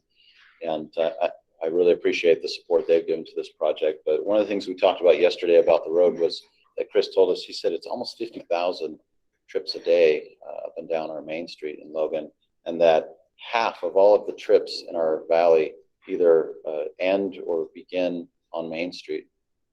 And then he said it's something else that kind of blew us away. He said, in the next 30 years, the traffic is going to increase to 80,000 trips per day. And he said, that's how much is on Bangor Highway right now. So I couldn't imagine having that much traffic going up and down our main street. So it's a big issue. It's definitely something we need to address as soon as possible. And we appreciate the work that has been done by UDOT to help us with this. We've been working with Carlos and Lisa and Rob and all of the Region 1 staff, and they've been great with us. We appreciate that our project was ranked number 8 in the state as a priority and the number 1 project off of the Wasatch Front. We know that it's because of the growth and the capacity there that we need. And I just want to urge you to support the project that's on your agenda today. I thank you. I like Mayor Emily's comment about you deserve our thanks. You definitely do. We appreciate the support that we've gotten. And Commissioner Menlove, we appreciate your support on this project as well. We have a lot of growth happening in Cache County, and our Main Street is a key component to that. So thank you so much for your support. Sure. David, you want to just talk about economic growth that you're seeing in Cache Valley? Just maybe a statement about that, and as well as this traffic on Main Street, just what a hub Cache Valley is becoming for economic growth. Yeah, thank you, Commissioner. One of the things that is great about Cache County is our economy. We have such a diverse economy there, and Utah State University, we're the home of Utah State University, and they are really the engine of our economy. So much happens there because we have them there. So many bright young students are coming out of that university. Many of them stay there. Many of them start businesses. We have a really strong entrepreneurial spirit in Cache County with so many companies that are homegrown. And I'll tell you a little something about our workforce. I know everybody's struggling with workforce, but we have about 5,000 job openings right now in Cache County, 5,000. And we have the lowest unemployment of any county in the nation. Over 3,000 counties in the nation, Cache County has the lowest unemployment rate of anyone. I asked our workforce services department last week how many people were actually on unemployment in our county, and it's about 140 people. So 140 people and 5,000 job openings. So our economy is booming. We have so many businesses opening, entrepreneurs, well-established businesses, many businesses that are household names across the country that are based in Cache County.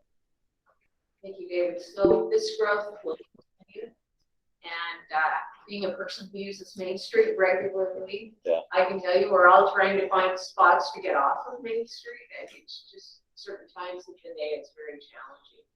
So I appreciate the advocacy work that the county and the city are doing. Mayor Daines has been tirelessly working on this, as well as David and others. This is very important priority, and we appreciate the support that UDOT's given as some of the issues are being, or challenges, opportunities are being worked out. So thank you, and thanks, David, for making the trip. We appreciate it. Thank you. We do have many opportunities with this project. We've been working with UDOT on the solutions development process, and we're excited about getting into the environmental phase. We talked about this yesterday in our planning session about what the best solution would be, and it may be that we need to do several things on this project to make it work. We have some natural barriers there with our river, with some schools that are kind of in the way, and I just appreciate the patience and the assistance and technical expertise that UDOT has given us to help figure out a solution for this. Thank you. I want to also mention that our friends on previous commissions, Commissioner Juan Barros was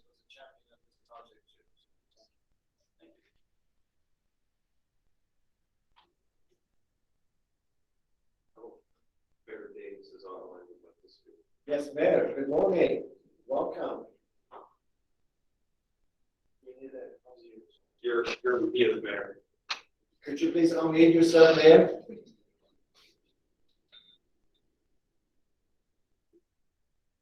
We cannot hear you, Mayor. Could you please unmute your microphone?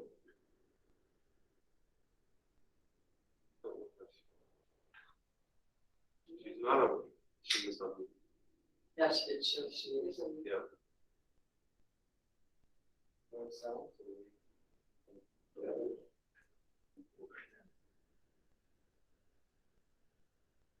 Mayor, if you can hear my voice, we have a little bit of technical difficulties to hear you.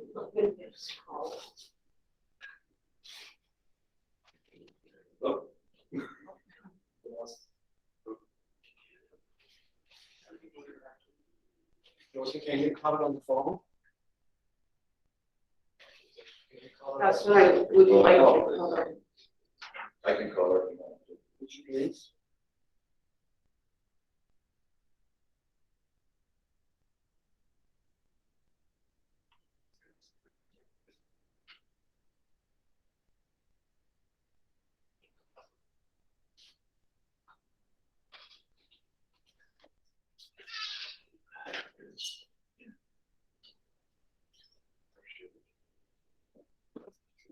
I can put you on speaker.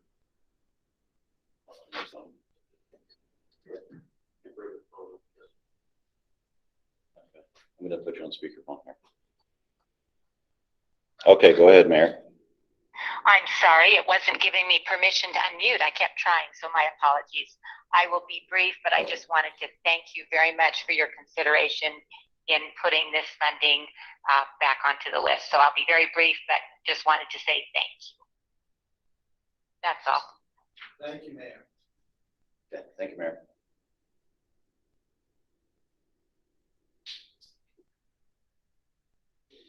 We have somebody from the county area?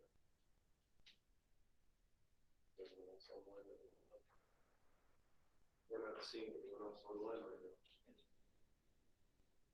Okay. All right, moving on to the next item of the agenda. It's a consent agenda. Thank you. Thank you, Commissioners. Thank you all for coming. Mayors. Thank you.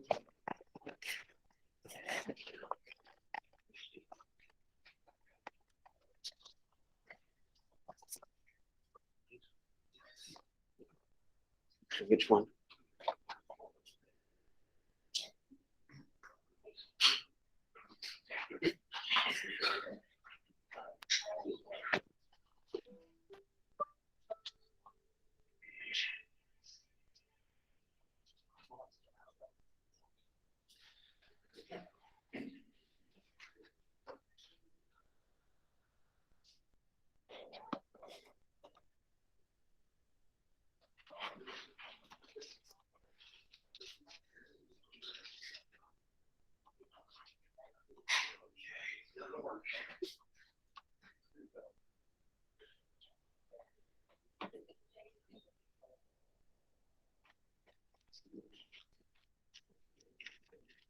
Okay, next item on the agenda is the consent agenda, and Ivan Harder will present that item. Go ahead, please. Good morning, Mr. Chair, Commission. My name is Ivan Hartle. I'm the Director of Financial Programming for UDOT. Today, agenda item 6 is the October 2021 meeting agenda, meeting minutes and the consent agenda funding adjustments approval. Included in the packet, and forgive me for making you motion sick if we zoom through this, we have the staff meeting that was on Thursday, as well as the commission meeting on Friday, October 21st, shown here in the packet. And at the bottom of the packet,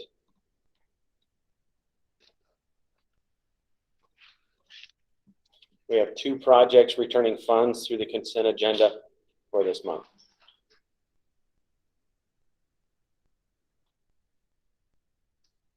So taking this back up to our page, our request today is a motion to approve the adjustments to the projects in the included table and approve the October 2021 October 21, 2021 staff update and tour minutes, and the October 22, 2021 Utah Transportation Commission meeting minutes as detailed. Chair, I make a motion that we approve these items for consent. Thank you. I'll second. There's a motion and a second. Any further discussions, corrections, modifications? Seeing none, all in favor say aye. Aye. Any opposed? Thank you. It's approved. Thank you.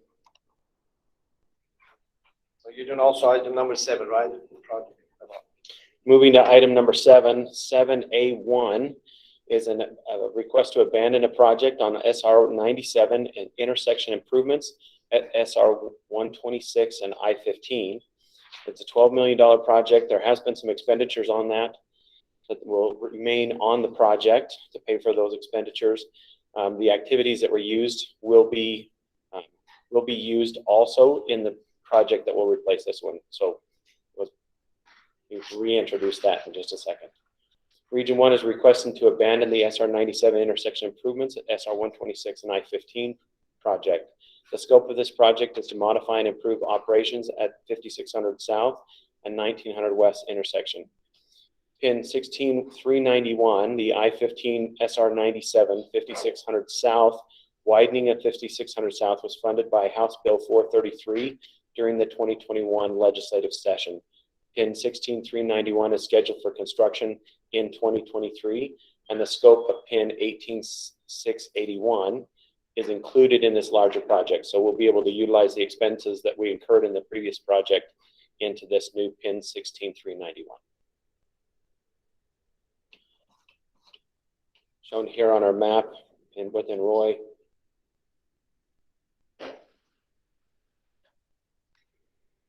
And our request today is a motion to abandon the SR 97 intersection improvement at SR 126 and I-15 as detailed.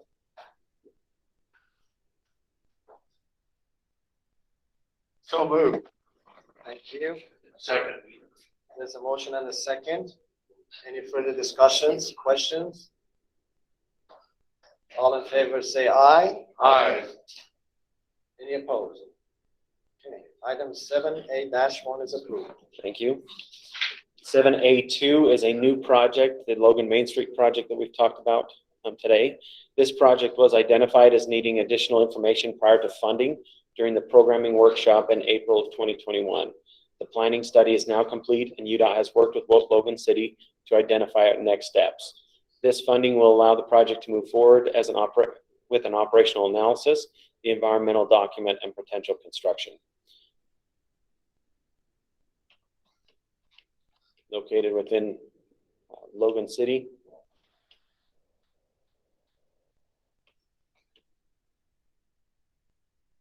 Our request today is a motion to approve adding the US 8991 Logan Main Street, 1200 South to 2500 North to the current STIP as detailed.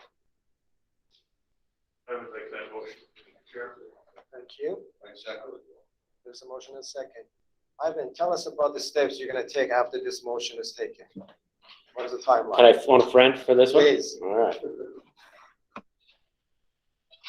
Rob White, Region 1 Director. This next steps we're taking with this after this motion is completed is, like as mentioned that Ivan just mentioned, we're doing an operational analysis and looking at developing a purpose and need for the environmental document. As mentioned earlier, as Executive Zook mentioned, there's a lot of traffic on Main Street. We're looking at things that we can do operationally there to deal with that traffic. Although, as I mentioned yesterday in our staff update, there is going to be other things besides just dealing with the traffic on this. And so that next step after the operational analysis will be to move into an environmental document. Thank you. So we have a motion and a second on the item. All in favor say aye. Aye. Any opposed? Item 7A-2 is approved. Thank you. Hope the mayor was listening in. She is. Oh, she's nodding yes. Thank you. And she's clapping. How about you, David? There we go. There we go. Yes. Thank you, Mayor. You can go home now, Mayor. Jesus. Included in the packet is a letter that came from Cash MPO in support of the project. Our next item, 7A-3, is the SR 18 Ledges to Diamond Valley and VEO to milepost 29.5. This is a funding addition and scope adjustment. Currently funded just under 7.3 million. The amount requested increase is 5.5 million. This will come from our pavement program. The original scope of this project was a pavement overlay to create a smoother surface and add pavement thickness to withstand the increase in traffic. The proposed scope increase will add a northbound passing lane from Brookside to Baker Reservoir turnoff. The west shoulders would also be widened from Baker Reservoir turnoff to Central, adding room for southbound active transportation. Additionally, a two-way left turn lane will be added to accommodate turn movements through the Brookside area. The passing lane, shoulder, and turn lanes are designed to improve safety in this area and alleviate congestion issues. This corridor has seen heavy and increasing amounts of active transportation. Washington County has agreed to fund and build a multi-use path adjacent to this section within the state-owned right-of-way after the project is completed. So the project limits shown here, Central to VEO and down Brookside. And looking at our project map, you can see the yellow line is the proposed county multi-use path that would come after this project. The proposed 4-foot shoulder west side, the proposed passing lane, and then the proposed two-way left turn lane in Brookside. Included in the packet is a letter from Washington County in support of this project. Our request today is a motion to approve to add funding, add funding and scope to the SR 18 Ledges to Diamond Valley and VEO to milepost 29.5 project as detailed. Mr. Chair, I'll make that motion. Thank you. I have a question. Yes, please. On the path of Washington County, are they going to maintain that, or is that going to come to Utah? Yes, by state code, the county will maintain that path. And for the commissioners who do not live in the area, I just want to remind you that a few years ago we had a flooding and we lost part of the I-15 below Virgin River Gorge. This was the artery. This was a saving grace for most of the truckers and the traffic. Going from 91 back to the Enterprise and coming back and going back I-15. So this is really mainly one of the places that we need to have them. We need to have a road to accommodate the traffic. I would second the motion. Thank you. Any other further questions? Concerns? All in favor say aye. Aye. Any opposed? Item 7A-3 is approved. Thank you. Thank you. Our next item, 7A-4, is the US 89 Orderville two-way left turn lanes and sand passing lane extension. It's a funding addition, currently funded just under 5.2 million, requesting 525,000 out of our transportation solutions. The scope of this project improves intersections in Orderville by extending a two-way left turn lane from Jensen Lane to 100 West. Additionally, the scope includes extending an existing southbound passing lane near the Coral Pink Sand Dunes State Park access road. The project was recently bid. Something happened. Let's see. We just lost that connection.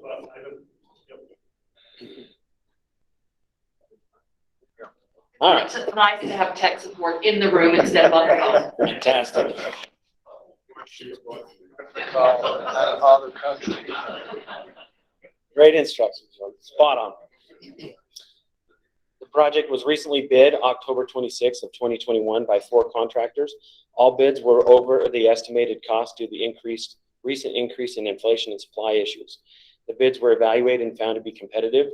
The addition of these funds would supplement the cost of inflation and supply shortages. Okay. Again, close to the percentage that we've been talking about this week.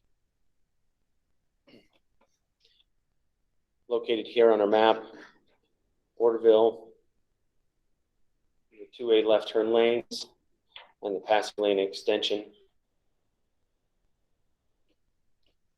A request today is a motion to add funds to the US 89 Orderville two-way left turn lanes and Sands passing lane extension project as detailed. So moved. I know that place. Yes, need that. Thank you. I'll make this second on that. I know that when Rick and I talked about the passing lane that we approved last month, Woods Ranch, same kind of pricing situation. Yes. So we have a motion and a second. Any other discussions, questions, concerns? We also keep expanding the eastern entrance to Zion, and this is part of that. It's gonna be, yes. Yeah, part of that story. Seeing no objection, all in favor say aye. Aye. Any opposed? Thank you. Item 7A-4 is approved. Thank you. 7A-5, SR 18 Winchester Hills to Snow Canyon widening. This is a new project request funded by UDOT and the Washington County, UDOT Transportation Solutions Program and Washington County. It's a $2.2 million project with a 50% match. Washington County approached UDOT to help with the capacity and traffic control issue they are seeing on SR 18. Traffic has increased on SR 18 north of St. George towards Snow Canyon Park, and this route has been used as the location for the Ironman North American Championship and the St. George Marathon. Participants use this as a training route year-round and is common to see groups along this corridor. This year, Ironman announced plans to hold the World Championship event in Washington County in May of 2021. This was the announcement. It's 22 for the event. These are two lanes in each. There are two lanes in each direction from St. George to Winchester Hills. From Winchester Hills to Snow Canyon, the lanes reduced to one lane in each direction. To provide for safety during these large participant events, the two lanes is reduced to a single lane and a pilot car system used to manage the traffic. This location is a bottleneck to daily traffic as well. By widening in the northbound direction, an additional lane, the bottleneck will be reduced in the uphill direction, and traffic can flow freely during any major event that uses this route, eliminating the need for the pilot car system. Located here on our map, north of St. George on SR 18 to the Snow Canyon Park entrance.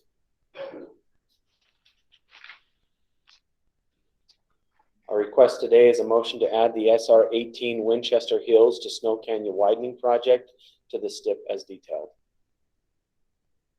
Thank you. Second. Give the second to Commissioner. So we have a motion and a second. Any questions, concerns? Seeing none, all in favor say aye. Aye. Any opposed? Item 7A-5 is approved. Thank you. Okay. Included in the packet is the letter of support from the county committing to the 50% match of cost. Our next item, 7A-6, SR 97 5600 South, Hill Air Force Base to 2050 West. This is an information only. The scope of the project was to modify and improve operations of the 5600 South and 1900 West intersections, as well as adjacent intersections between the north gate of Hill Air Force Base and 2050 West. Pin 16391, I-15 SR 97 5600 South, widening of 5600 South was funded by House Bill 433 during the 2021 legislative session. Pin 16391 is scheduled for construction in 2023, and the scope of this project, Pin 13132, is included in this larger project, similar to the one presented earlier. This TIP amendment was approved by the Wasatch Front Regional Council on October 28, 2021. Shown here on our map. Again, this is informational only. 7A-7, also informational only, is Creek Road and Highland Drive intersection within Cottonwood Heights. It was a $2.7 million project, and it was an abandoned project. Cottonwood Heights is requesting to remove the Creek Road and Highland Drive intersection project from the current TIP. The scope of the project was to add additional turn lanes to the north and south legs of the intersection. The city has decided the project is no longer necessary and would like to focus on other funded Wasatch Front Regional Council project. This TIP amendment was approved by the Wasatch Front Regional Council on October 28th of 2021. The intersection shown here on the map, Creek Road and Highland Drive. Included in the packet is a letter from Cottonwood Heights requesting the coverage.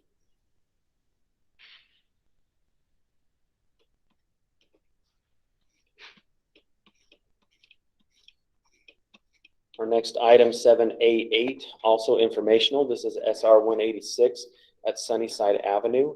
It's a $73,000 project from the Transportation Solutions. Region 2 and Salt Lake County have been working together to make mobility improvements to the intersection of SR 168 and Sunnyside Avenue.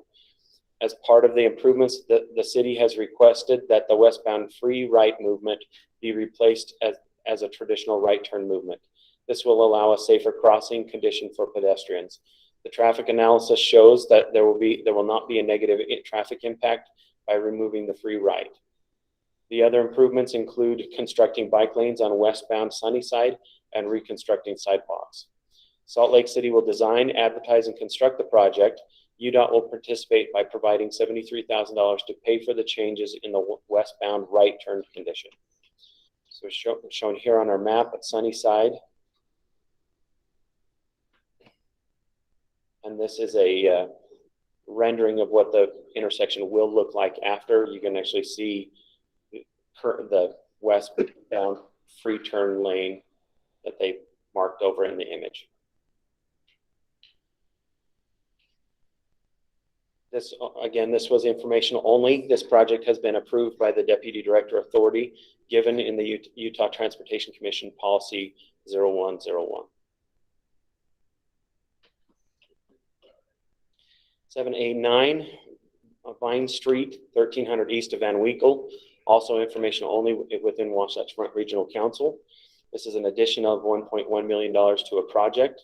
The scope of this local government project is to reconstruct and widen the roadway from 2 lanes to 3 lanes. Recently, bids were open with the low bid coming in 27% over the engineer's estimate. The main items that came in high included mobilization, maintenance of traffic, several concrete items, and the steel fencing. Murray City would like to award the project so construction can begin this winter on utility and storm drain features. The city is committed to adding the entire shortfall of $1.1 million. This in the packet, it states this TIP amendment is scheduled to be presented to the Wasatch Front Regional Council Transcom meeting on November 18, 2021, which was yesterday. This item was presented and was approved by the Transcom. It's shown here on our map. Included in the packet is the letter from Murray City with the commitment. Here.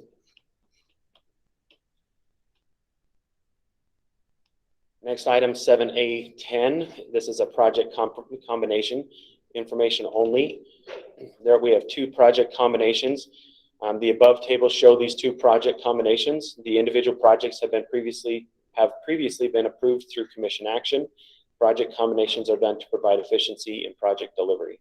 So within Region 2, these 2, Bengal Boulevard and Highland Drive intersection and Bengal Boulevard bike and pedestrian walkways, as well as at Region 4, 3650 South Camino Real to SR7 in Washington City, and the SR7 interchange at 3650 South. Again, that was information only. Mr. Chair. Go ahead, please. I just love it when you bring to our attention these combinations. I just think that's such an exclusive solution to efficiencies. We got a question from Ivans before he goes. Okay. Good job as usual. Thank you. Item 7B is going to be presented by Professor Fun. Thank you. What did you call him? Professor Fun, that's his nickname in the conference now, annual conference. We should show that video. We should have. Maybe We should have. Thank you for that refresher. Yeah, he looks like Professor Fun. Yeah, he is. Thank you, Mr. Chair. Good morning, Commissioners. Ben Hewitt, Program Development Director, among other duties apparently. So today's item is regarding project prioritization, specifically the highway project type. We talked about this a few times, and this is the next step in some of the steps to work towards a new ranked list for the highway project type.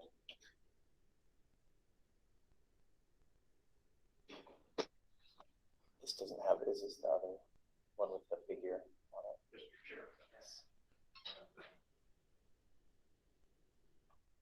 I can work off of this one. So we've shown this a few different times. The main point of today's meeting is that there's two ways that the commission may add projects to the input list that would be considered for prioritization. The first is from what we call the phase one needs list. That is where the commission has the option to consider additional projects for prioritization beyond those identified in phase one of a long range plan, if during the development they were determined to be a phase one need, but then not fit within the fiscally constrained phase one. The second way that the commission can add a project to the prioritization consideration or highway input list is from the nominated project list. So any projects nominated by local governments or districts. So we've provided those lists last month. Andrea and Stephanie went through those, and we've had some discussion at staff update. So today is the opportunity to entertain any motions from the commission to add a project or projects from one of those lists to the input list that would then be used in the prioritization process. So we've provided sample wording for any motions, and depending on which list any projects would come from, that would be which one of these wordings you would use. Okay. Commissioner, you have the floor. Mr. Chairman, I'd like to go back to the TIF highway nominations that was dated 10/21.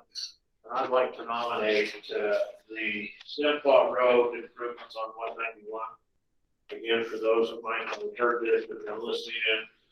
Currently, 191 leaving Vernal to go north up onto the playing board area and the recreational area.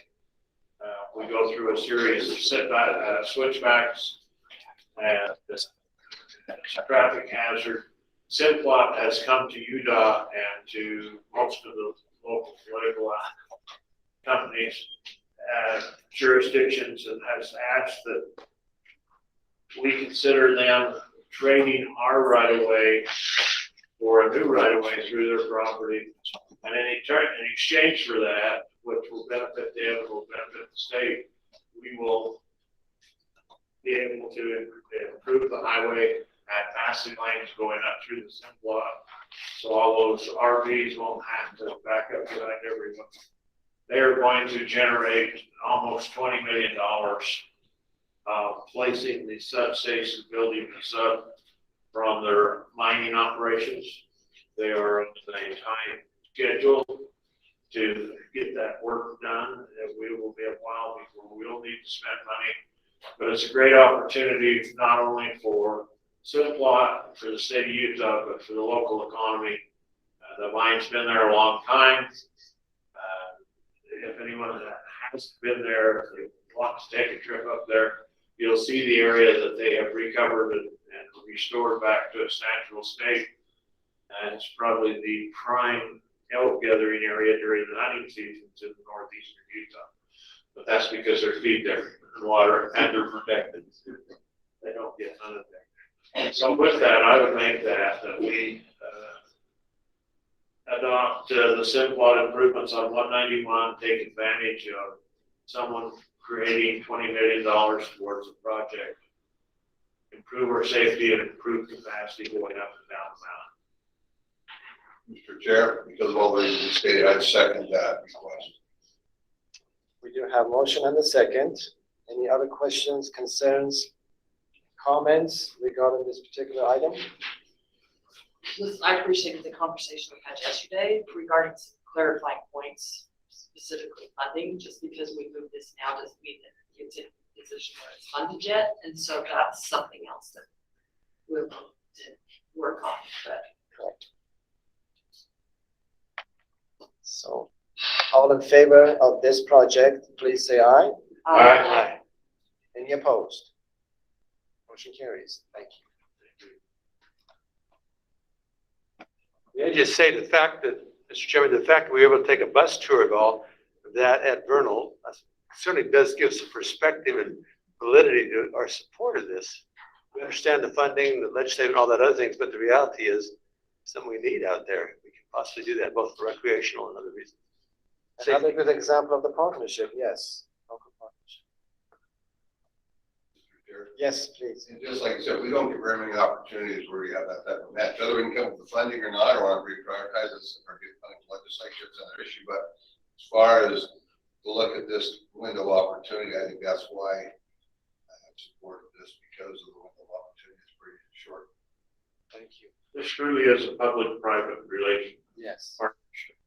And we are getting, you know, and it's a win-win for everyone. I'm not saying that it's not. I mean, but if you can extend the life of a mining operation 10 to 15 years by doing some of this thing, it makes sense to do it. Thank you. Any other suggestions, nominations from the commission? That's it. Okay, thank you. Thank you. With that, barring any unforeseen opportunities, we would provide a ranked list based on the input list next month. Thank you. Next item of agenda is item number 8, corridor preservations, and Charles Sherman is going to present that. Are you steering or am I, Heather? There we go. Thank you.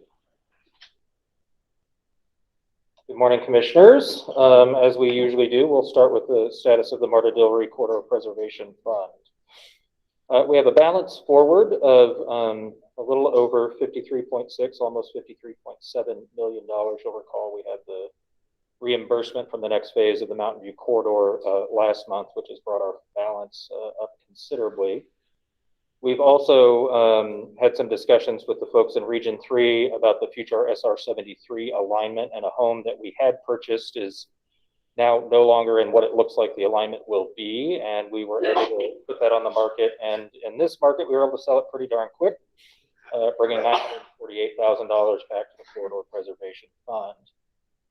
Motor vehicle rental tax revenue has been very healthy, a little over $900,000 in the past month. Same for property management rental revenue, a little bit of interest. So total revenue of just over $1 million.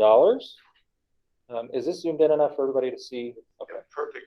Yeah. Expenses, we have one kind of unique line here. We identified an invoice a little while ago that looked like it was in the wrong spot. We did a little digging and found one of the projects had been miscoding some of their expenses, and they were hitting the Corridor Preservation Fund. We asked our folks in the comptroller's office to go in, confirm everything, and put it in the right spot. So it's moved some money from a project back into the fund. So we actually have a negative expense, or a positive number on expenses being corrected, a little over $300,000. The net impact of that is total expenses of positive $231,000. That's a little bit unusual on the expense front, but it's that correction. That brings the total fund balance to just under 55.9. We have a handful of parcels that are in process, having been approved, and just under $11.5 million in funds obligated, leaving a fund balance if all of those close at just under $44.4 million. We have 3 items today for consideration. The total value of those items is $3.665 million, and if approved, the net balance forward would be just over $40.7 million. And we have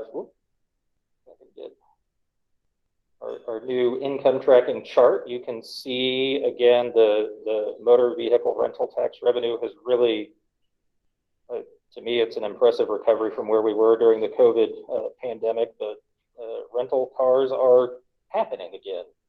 And based on my Thanksgiving trip that is upcoming, they're a lot more expensive than I remember them being. We also continue to have great rental revenue, property management revenue. Any questions on the fund before? I we... like this new chart, thank you. Yeah, well, one of my staff members puts this together, Diana Lecca, who some of you know from the advisory council, but she's a whiz with these sorts of things. So I will let her know you said that. She'll very much appreciate it. May I just say, Mr. Chairman, being a member of that Court of Preservation group, it is an amazing benefit to this state that no other state in America has, as far as we know. And these numbers are working out so well, and they're in very good hands. So I just want to be a personal observer and provide my witness that this is really working, and it's going to keep us ahead of the rest of the world, where we should be. But thank you, Charles, and your team. Thank you, Commissioner. Mr. Chair, being a member of the committee as well, I would echo what Commissioner Kramer said. Just very well handled and professionally presented, and I agree with Commissioner Law. I really like this new chart. I'm glad you got it. It means a great deal. I have an incredible staff. It's also really valuable to have input from the commission on these items and to have your dedication and time on it. I very much appreciate it. Okay, we'll move into item 8A if there aren't any other questions. This first item involves the future extension of the West Davis corridor as it goes north from what is currently being constructed. I'm going to scroll because I love the maps. This is a zoomed out image of an acre that's about 5.26 acres total. It has a 5-bedroom home, 2,750 square feet. It's a modular home, so it is a little bit more modest in terms of overall value. About an acre of the ground. I'll zoom in to see if that gets you a little more specifics. You can see roughly in this area of the home, and where it's a little more improved in the back 4.26 acres are basically rough ag property. The landowners are approaching retirement age. They would like to sell the property. Well, one other thing I'll point out, this is this crossroad where this future planned interchange would be, and potentially a park and ride here. That's what that little black area on the lower right corner is 1800 North, where we have also been doing some active corridor preservation work. It'll provide a great east-west connection through 1800 North to the future planned interchange at I-15 and 1800 North. You can see that the no access line, which we expect would extend further out across the Beechers property, would severely limit the functionality of this parcel unless they could find another way to access it. They are looking to retire. They are concerned about being able to sell the property given the lines on this map. And they have asked us to acquire it from them. The property is appraised for $783,800, and our request of the commission would be approval to proceed with the acquisition at that price. So moved. I'll second. Yeah. I voted for it earlier in there, and I'm still believing it. So there you go. We have a motion and a second. Any other questions, concerns on this property? I was going to say, it just keeps getting more expensive. This is Utah. Of course. Now's the time. Seeing none, all in favor say aye. Aye. Aye. Any opposed? Item 8A is approved. Thank you. Thank you, commissioners. We will move all the way to the other side of this intersection with the next one on item 8B. Parcel at 4008 West, 1800 North, and West Point, a home owned by the Armfield family. So I have not done the zoomed out version again. I hope the context is already there for you. This parcel is 4.38 acres, so a little bit smaller in terms of overall acreage than the one that we looked at, but the home is a considerably bigger, 4-bedroom, 3.5 bath, 37 square feet. It also has a 2,100 square foot barn and some other outbuildings. The Armfields are also approaching retirement age, and they are concerned about being able to finance a new home as they move once they hit retirement and have a fixed income. And the property has appraised for $981,200. Our advisory council has given a favorable recommendation, and we would ask the commission's approval to proceed at the appraised value. Yes. I second that. Okay. Based on the motion and the second, any more questions, concerns? I don't want to be talking too much, but I just want to say that the approach that Diane and Charles on behalf of the taxpayers is very beneficial. It builds good consent, and it's the right thing to do. I just want to say that we're supporting the mandate we have to do the right thing for the taxpayers of the state, Mr. Chairman. I mean, we knew that, but I just reiterate, these are two good examples of that. Thank you for the comments. Thank you. All in favor, say aye. Aye. Any opposed? Item 8-B is approved. Thank you. Thank you, Commissioners. And our third item, item 8C, is a parcel owned by Barty Holdings. We're going to move down into Utah County now, 182 West, 900 North in Payson. This is a zoomed out image. On the fact sheet, it notes the property is going to be used for a new interchange. And just to provide some clarity on that, you'll see the Barty parcel here just off of the Main Street, Payson. There is an existing interchange here.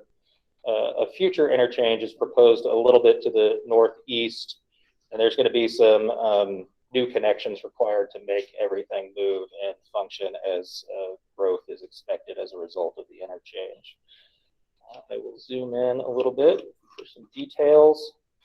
Now, the Barty parcel is a little unusual in terms of the way the acreage is put together. There are some roads cutting different pieces and parts of it off, but you can see we have a future road alignment connecting up to just to the west of the updated interchange here at Main Street in Payson. They own approximately 5.26 acres. The highest and best use of this parcel, although it's currently vacant, and the owners were thinking about doing a horse farm of some sort, it does have a commercial development potential, and there are commercial developers knocking on their door. The property appraised for $1.9 million. That's $8.29 a square foot, or just over $360,000 per acre. And the advisory council has given a favorable recommendation for this acquisition. I will add, we've also been heavily involved in discussions with our partners down at the MAG MPO, who one of their members sits on our advisory council and was very supportive of this matter. Mr. Chair, I'll make a motion to approve. Thank you. I second. There's a motion and a second. Any other questions, comments? Seeing none, all in favor say aye. Aye. Any opposed? Item 8-C is approved. Thank you. Thank you, Commissioners. Thank you, Charles. Mr. Chair. Yes, Before Charles leaves, Go ahead. this morning during breakfast, he and I had a short conversation about how we sell certain. For me, it was very eye-opening and very, very methodical. I don't know if the board has heard that from him, but in a future meeting, I would think that would be good information that we ought to know. Because I was asked a question about how do we liquidate things. I can answer it now. I couldn't have before, so thank you. Yeah, you're very welcome. I'm happy to do If that. you want to brief the commission, by all means. You will recall, I can't remember when we brought this forward to the commission. I do believe it was before Commissioner Van Tassel had joined us. We revised our administrative rule R907-80, dealing with how we surplus and when we do a direct sale versus go to our online auction. I think most of you are familiar with the online auction, but we implemented a new notice requirement for the local planning and zoning jurisdiction before we go to auction with parcels. So we give cities, counties a heads up that we've got property in their jurisdiction that will be moving forward to auction. They have an opportunity to make a request for a direct sale, and we would then obtain an appraisal. We also feel like those local jurisdictions are in a little closer touch with other things going on in the community, other potential developments or opportunities that would benefit their tax base. And so sometimes they connect us to others, and it leads to maybe a different form of a transaction. We didn't know about a public utility need or some other need in the community. If the city doesn't elect to move forward, if there are other compelling reasons not to move forward with the city, we go to auction. We look for a good mix of properties. We try to have roughly $10 million worth of property. We like to have a kind of an all-star property, if you will, that we can focus some marketing efforts on. We have a wonderful consultant that we secured through an RFP process. They have built our online auction. They focus on the marketing. They have a couple of real estate agents that do a little of the more traditional marketing on the ground, and then they also do a lot of outreach. Sometimes they advertise in the Wall Street Journal. We have accumulated a great list of potential bidders over time. They don't leave the list. We just add more over time. We've had bids. I can't remember how many states. I have the number 36 states in my head, and I am certain that's not accurate. But from many states, we've had bids from 4 different countries outside of the United States. There are a lot of folks who are interested in purchasing property. We've been able to successfully sell some very challenging parcels because investors who have the money are willing to take a chance on a no access small piece just to see what happens. My favorite, we listed one for $1 because there was nothing that could be done with it, and we sold it for a little over $55,000. That's an unusual one, but we've had good success even with more challenging parcels because I think it's because the combination of marketing and the mix of properties that we have brings a lot of people in, and especially right now, the market is very hot when it comes to real estate. It's a challenging process in some ways, but when we have the auctions go, it's fun. The thing I was impressed with is no one has an upper hand. It's very open, it's very methodical. The cities have the first opportunities. For me, I've had a couple of people ask me about it, and I appreciated the time that we spent together. I feel confident that the taxpayers in the state of Utah are being well taken care of, and that we're being fair to anybody who might have a desire for the property. The transparency piece is something I'm very proud of, and I really appreciate the support of our leadership to do it that way, because there are no questions about why we did what we did. It's, the winning bidder was the winning bidder, and we leave all of that information up on the site. So if you want to check back on what we did 3 years ago, you can. There's a lot of surplus property out there too. So in today's economy, it's a great way to commercialize that appropriately. We've actually winnowed it down pretty well. It's not. We have cut the inventory considerably. I had a conversation yesterday with the state auditor's office asking why are the numbers down from 2020 when this kind of hit its wheelhouse, and it's because we've gotten a lot out of the inventory, which is really a good result. We've been working to try, statewide to try to do this, because we've been acquiring properties for over 11 years as a department, and we haven't been as good as we are now at actively getting them back on our tax rolls. So. And I should mention that this was not entirely my idea. I came on the coattails of Mr. McMillan, who got this ball rolling. I'm glad I was able to get it implemented, but it's a good UDOT team effort. I know Commissioner Danny McConkey was instrumental questioning about the surplus properties at the time. So, thank you. Yeah, thank you. Thank you. You're welcome. Thanks, Charles. Well, I can see our friend Lyle McMullen is just edgy to get to the microphone. So let's hear from you, Infrastructure Bank. After we say nice things about him, he's happy to come up. I'm just excited to be here for the first time since the last time wearing my own clothes. Yeah,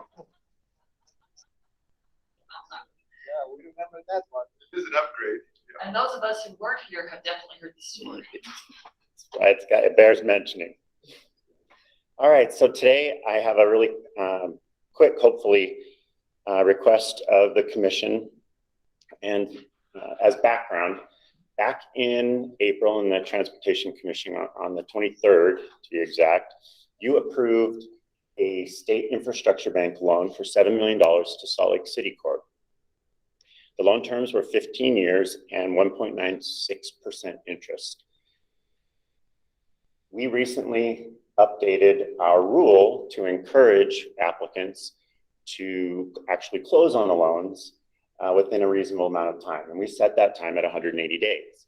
And so in the interim between when you approved it and 180 days later, which was the final week of October, the city did go through the process of publicly announcing their intent to enter into the loan, having a city council meeting about it, passing a resolution in September to go into the loan. And then we started negotiating some of the language.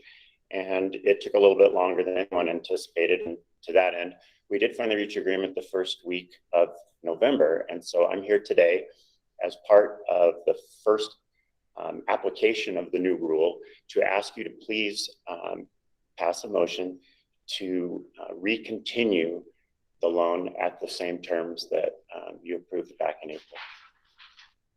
Mr. Chair, did you hear how nicely he asked us to? Yes, please, I know. I would make the motion to do so. Thank you. I second that. It makes so much sense. Thank you. And again, the explanation, the more lengthy explanation yesterday was very helpful. We have a motion and a second. All in favor, please say yes. Yes. Any objection, please say no. Thank you, Lyle. Thank you very much, Commissioners. Motion passes. Thanks for all the other work with the infrastructure bank. That's making a difference. Next item on the agenda is a UDOT enterprise risk assessment. Our dear friend Shane Young is going to come and present the case.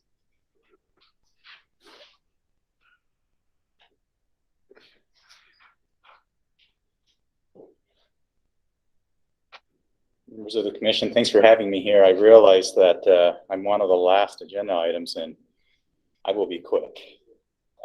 Every one for Commissioner Menlove, welcome. I don't come to these meetings often, so this is the first time I have to make my acquaintance with you. So thank you. Just to let you know, every year UDOT engages in an enterprise risk assessment. According to one of the internal audit requirements that we're required to follow, we do independent and objective analysis of process improvement, performance-related audits. And the best way for us to do that is to take that risk assessment and pull out some of the key risks and vulnerabilities that we can help with. And that way we maintain our independence and our objectivity. So the items that we have for you today are 7 projects that we recommend for informational purposes only today that we will present back to you in December's meeting for your approval. Before I began explaining each one briefly, are there any questions or things that stood out from the review? It might be helpful for me just to give a quick overview, if that's okay. These are not in sequential order, which means that part of the way we do projects is based on availability of the personnel that's needed, information, as well as capacity of our internal staff. But these 7 projects are ones that we feel would provide a lot of relevance and value added from our internal audit division and our responsibilities in a stewardship role. The first one is a data security review of our systems that have personally identifiable information. There was a House bill that came out early this year that requires state agencies to be a lot more diligent and forthright in how their information systems was collecting and retaining customer information. And so we've been in the process so far of inventorying all of our systems to see which systems collect personal identifiable information, and we'll use that to determine which systems we should then review to make sure the safeguards are appropriately implemented. And please stop me anytime. I'm just going to go through until you tell me to slow down. So I'm going to put myself on cruise control here. The second one is regarding right-of-way. This was a project that was on our prior list. This particular project is to help the right-of-way division determine with the way they're doing surplus inventory and selling those properties, whether there are any loose ends or process improvement opportunities leading up to the online auction or when an acquisition is made to free up money to return back to UDOT. I don't have a lot of details as to the specific areas that we will look at, but the way it was described to me is the online system helped us to get to a point where we could open up funds again with properties that were out there pending. This is a way for us to go in and make sure that we clean up the loose ends and we do things the best way possible. Number 3 is regarding UDOT reimbursements. As you know, the UDOT is comprised of about approximately 1,800 employees, and we have almost that same amount of number in consultants and contractors. The way they do business with us is they get reimbursed for the work that they performed. And there's always a risk that reimbursements are not done in accordance with federal requirements or the contract terms and conditions. And it's just a high-risk area for UDOT. And this is a good opportunity for us to see if there's any potential opportunities for improvements in the way we issue reimbursements back to our contractors and consultants for the work they perform for us. And you heard several folks talk today about all of the different projects and the money that's being earmarked for the upcoming future. So this is definitely an area that we feel we can provide some value and contribution in how we do that process. Number 4 is regarding our stormwater compliance. A couple of years ago, there was an EPA review that made some strong recommendations. We have been doing everything we can as an agency to comply with those recommendations. And it's good for us as an internal audit division to follow up to see how the new implementations are taking place and see if there's any additional opportunities to align ourselves with the EPA requirements as well as our own standards for doing business the right way and keeping our environment clean. Number 5 and number 6 are regarding specific projects. Number 5 is talking about the inspection process. Every time we do a project, there are inspection requirements that are integrated that have to be done in a certain sequential order. We do some of those inspections, and then we also contract with contractors and consultants to also help with those inspections. And they're vital for us in decision-making to make sure the quality as well as the right materials are going on the road. Number 6 is related to that as well. When there are change orders, there is a concern or always a risk that change orders may have certain specifications that isn't aligned with the contract or with the intended requirements that we need as an agency for those change orders to take in effect. So we've been asked to take a look at both the inspection process and the change order process to make sure that the right approvals are taking place, that what we're approving or what we are saying is happening is actually happening out there in the road, to just make sure that we are providing the highest quality standards possible in the construction process. The last one is an interesting one. From the risk assessment, every group in UDOT expressed concerns with maintaining a quality workforce. Turnover and trying to retain employees is a problem our agency isn't the only one facing. But the question came up of, is there a way for us to identify potential redundancies for areas where we know we need core competencies so UDOT can make a better decision with the limited amount of funds, the limited amount of opportunities. And so this is a great evaluation for us to be able to go in and say, these areas are high risk and these areas absolutely need to be filled versus others where you can try and do more with less or try and maximize the existing employees that are out there. I wish I was an expert in this area, and I'm looking forward to this project to see what we can contribute as an internal audit division. We have also have more assignments and projects than what we have capacity for, but we hope that our contribution can help our executive team know where they can allocate funds, resources, and personnel in the right areas so it's not so disruptive to our business. Outside of that, we appreciate the folks at UDOT. This list, as well as the risk assessment, isn't made possible without their cooperation, without their support for us, and their candor of the things that perhaps keep them up at night. These are risks, which means that we're doing important things, and our folks are very open to identifying that and allowing us to participate from our perspective, how we can improve processes, how we can improve business.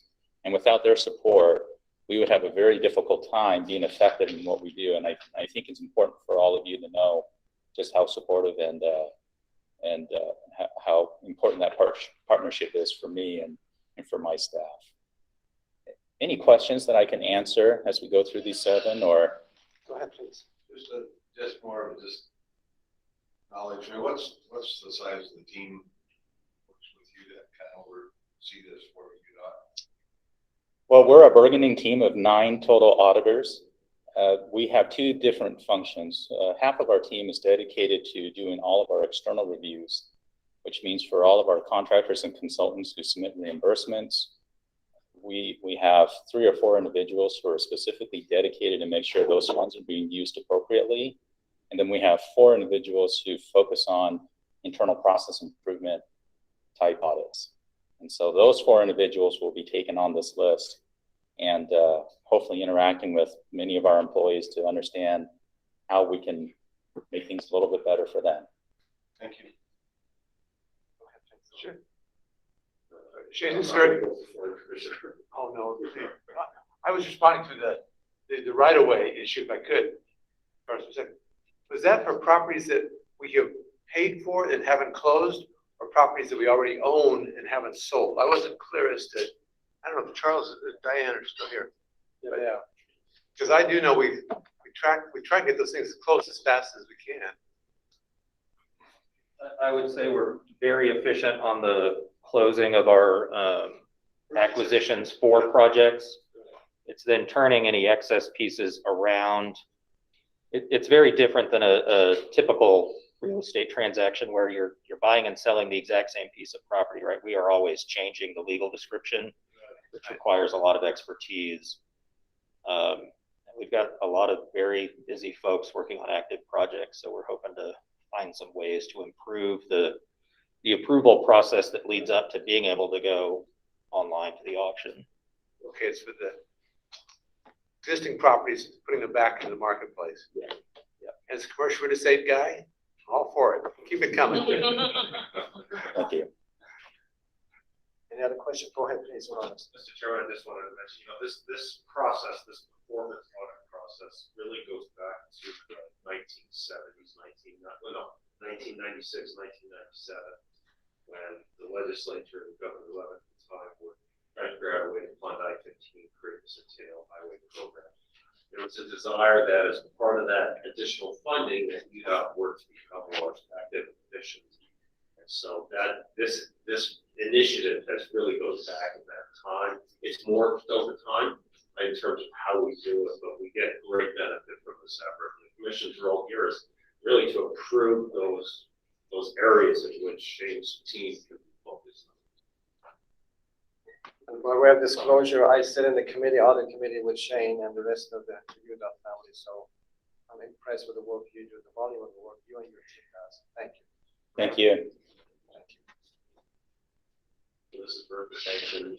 Yes. Thoughts, changes, contact Shane, myself. But we don't like to give you something to say approve. Chance of thinking. Next item on the agenda is the committee report from the commissions. So if you have anything to report, please raise your hand and I will recognize you. Go ahead, please.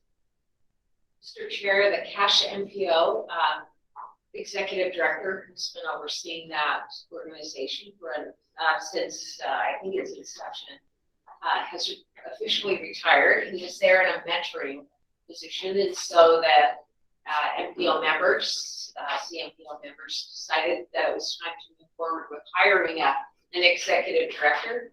So the committee met and decided to interview Jeff Gilbert, who has been acting as the director, and interview him for that position. So we met with him and had a delightful interview, and Jeff is very competent and people have a great deal of confidence in him. And we reviewed the past history of failed attempts to find someone to be effective in that position, and felt very strongly that we should retain Jeff. So we offered him the position of executive director. So I just wanted the committee to know that that was an action we had taken, and then we're looking now at staffing. Would it be appropriate to hire another person to work? So it's official on the January 1st work. I think it might be official. I don't know exactly, okay. But soon. Okay, maybe soon. He was acting, and so I think he's in that position currently. Right. So. Yeah, he's wonderful. Yep. You like him too? Yeah, he's great to work with. Any other ones? I was on tour Okay. Mr. Chair? Yes, please. If the commissioners don't have anything else. I just wanted to go to my report that I attended a meeting, it was also in Moab about 3 weeks ago. This time agenda items included all the fire stations and the ambulances, so they're gearing up for the fire season in case we don't get water and the snow on the mountains, so that was there. So, Thank you, Mr. Chairman. Two things. One, in your packages, there is this invitation, and it's nice that we're getting back to what had been a tradition for us. So we have a Christmas lunch. We typically hold it after the December commission meeting. And so, it's your call. If you want to bring a significant other, a guest, whatever you'd like to do. It's pretty casual and a comfortable setting. So we'll just finish commission meeting, kind of move everyone out into the fireplace, and then we'll reconfigure the commission meeting for lunch. So if you're interested in that, there's contact information there. And then I wanted to maybe ask Terry to spend a few minutes talking about a very significant effort that her team is undertaking along with the region statewide, looking at planning and planning for our future of our state. So Terry. Yes, thanks, Carlos. We have what we're calling the Emerging Area Rural Outreach Program. Last session, we were given an appropriation for $1 million to work on emerging area planning. The importance of it is UDOT is responsible for the rural portion of the long-range plan. We coordinate with the MPOs on the urban portion, but we are responsible for the rural portion. We update that plan every 4 years, and we are in the process of the update of it right now. But now that we have this additional funding for emerging areas, we're using a portion of that to conduct outreach meetings across the state. We've decided to do those based on the Association of Government Boundaries. So we have 7 meetings. We've done 4 of those so far. I guess the importance of today is we have one this afternoon that we'll be holding here in Moab. And so I'm hoping that most of the elected officials that were here this morning are also planning to attend the meeting this afternoon. So we'll spend a couple of hours with them. We've done invites between central planning and the regions. The regions are really the outreach and voice to the local government in all the areas. So we're going to work together with the regions, gather the information from the local officials on what things they want to see in the future. Commissioner Menlo has come to a meeting, Commissioner Zanatti has come to one of the meetings, or I don't remember if you were with us for the whole day where we did Cedar and Ridgefield in the same day. But anyway, we're holding the meetings with the idea being we're there to listen. And we want to hear what the locals want and try to get them thinking aspirationally, which sometimes is difficult because there's a lot of things in front of local officials immediately, trying to get them to think long term. And I think very interesting discussion about 4 lanes on 191 and US 6. Those are exactly the type of things we want to discuss at these meetings, because we'll take that information and think about, is that the type of thing we want to put into the long range plan? And that's the time to really make those adjustments and think about the long-term plans. It's not the most exciting topic for people usually to think about 30 years out and the long-range plan, but it's really relevant so that when we do our next projects on 191 or US 6, for example, are we doing those with the future thinking we're doing 4 lanes, or are we doing that with the future thinking we're just doing passing lanes? Those are the things we need to put into the long-range plan, helps make us spend our money in the right ways strategically, how we phase in projects. Because clearly, if you want to go 4 lanes the whole way, it's a very expensive proposition. You don't do it all at one time. You phase it in over time. So that long-range plan helps us do that. So we have the meeting this afternoon we'll be holding, and then we have 2 more meetings after that. And we hope that's really good input for the long-range plan process. And then we are going to do meetings again in the spring. These meetings are about listening. What do you want? Let's think aspirationally, us just trying to absorb what everybody wants. And then we'll come back with more of a laying it out on maps and trying to talk about timeframes. So that's kind of what we're working on this afternoon. So any questions on that? not a question, but a comment. I attended. I really enjoyed it. It was educational. And Terry's emphasis was, again, aspirational and long-term. Think. Use your brain to think about what needed, not just tomorrow, but few years from now, and inspire other people also think. So I really enjoyed it, and it was workshops were well attended. It was just amazing to see how many people have traveled long distances to get there. So thank you. You and your team did a wonderful job. Is the general public invited to that? They had a special invitation. Our focus was to reach out to local officials, because we were trying to have a good discussion about what the local officials were interested in. I mean, if the public, wants to attend, they are allowed to, but we didn't set them up in a way that we were inviting the public in general. We will have that as part of the long-range plan process, but this was really focused to get kind of that, kind of the needs, what the local officials are seeing. And it was very effective. And the local officials have a different lens. They're looking at their communities in a different way. And there were some really unique ideas and solutions that came up in the Cache Valley discussion, and I thought it was very positive. And I think the mayors, the very small towns who were there were very complimented that they were invited to come and be part of those meetings and give their input. So. And it was great how people were mixed in groups. I thought you handled that really well. And then the UDOT people did a nice job summarizing. So it was well received. So thank you. Thank you. The next item is the agenda. It's going to be a closed session item to discuss strategies for pending litigations. At this time, we're going to ask the commission to motion to go on the closed session. And I'm going to have a roll call. Go ahead. I make that motion. Item stated in the agenda. Then I'm going to roll call the motion. You mention your name and your vote. Let's start with you, Commissioner. Rhonda Mella, my vote is aye. Jim Evans, aye. Lou Kramer, aye. Maggie Sinati, aye. Donna Law, aye. That's a lot. Thank you. At this time, we excuse the public and close the session and continue to be prepared for them. Thank you. We have that. We have 5 minutes. Yes, we are.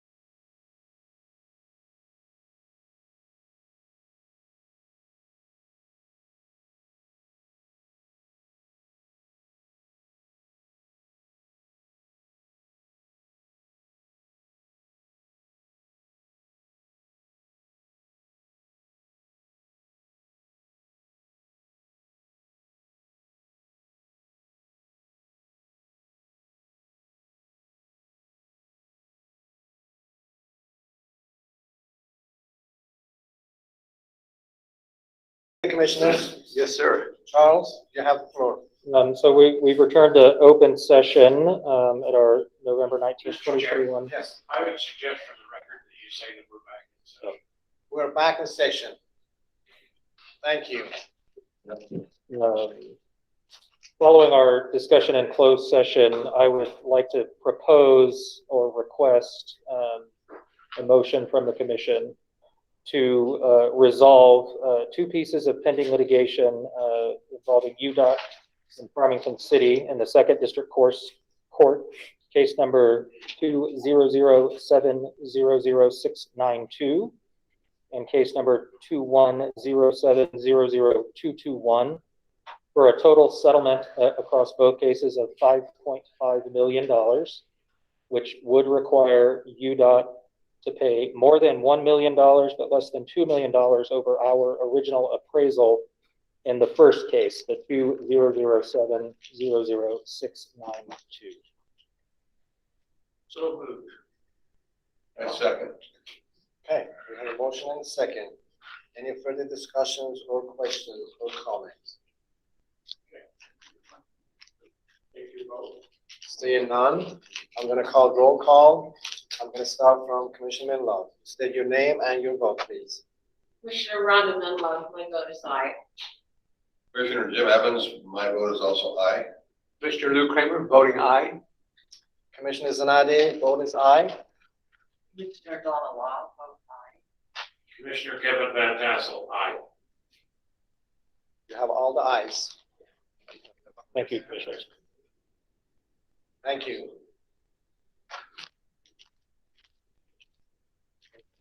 With that, does anyone have a motion? Yes. I'm just. I'll make that one. And with that, thank you all, and we're gonna have a motion to adjourn. So Donna, thank you. It's not debatable. Thanks again for being with us. Thank you for your patience. Drive safely and happy Thanksgiving to all of you. Thank you, Mr. Chairman. Thank you. Did it. Another.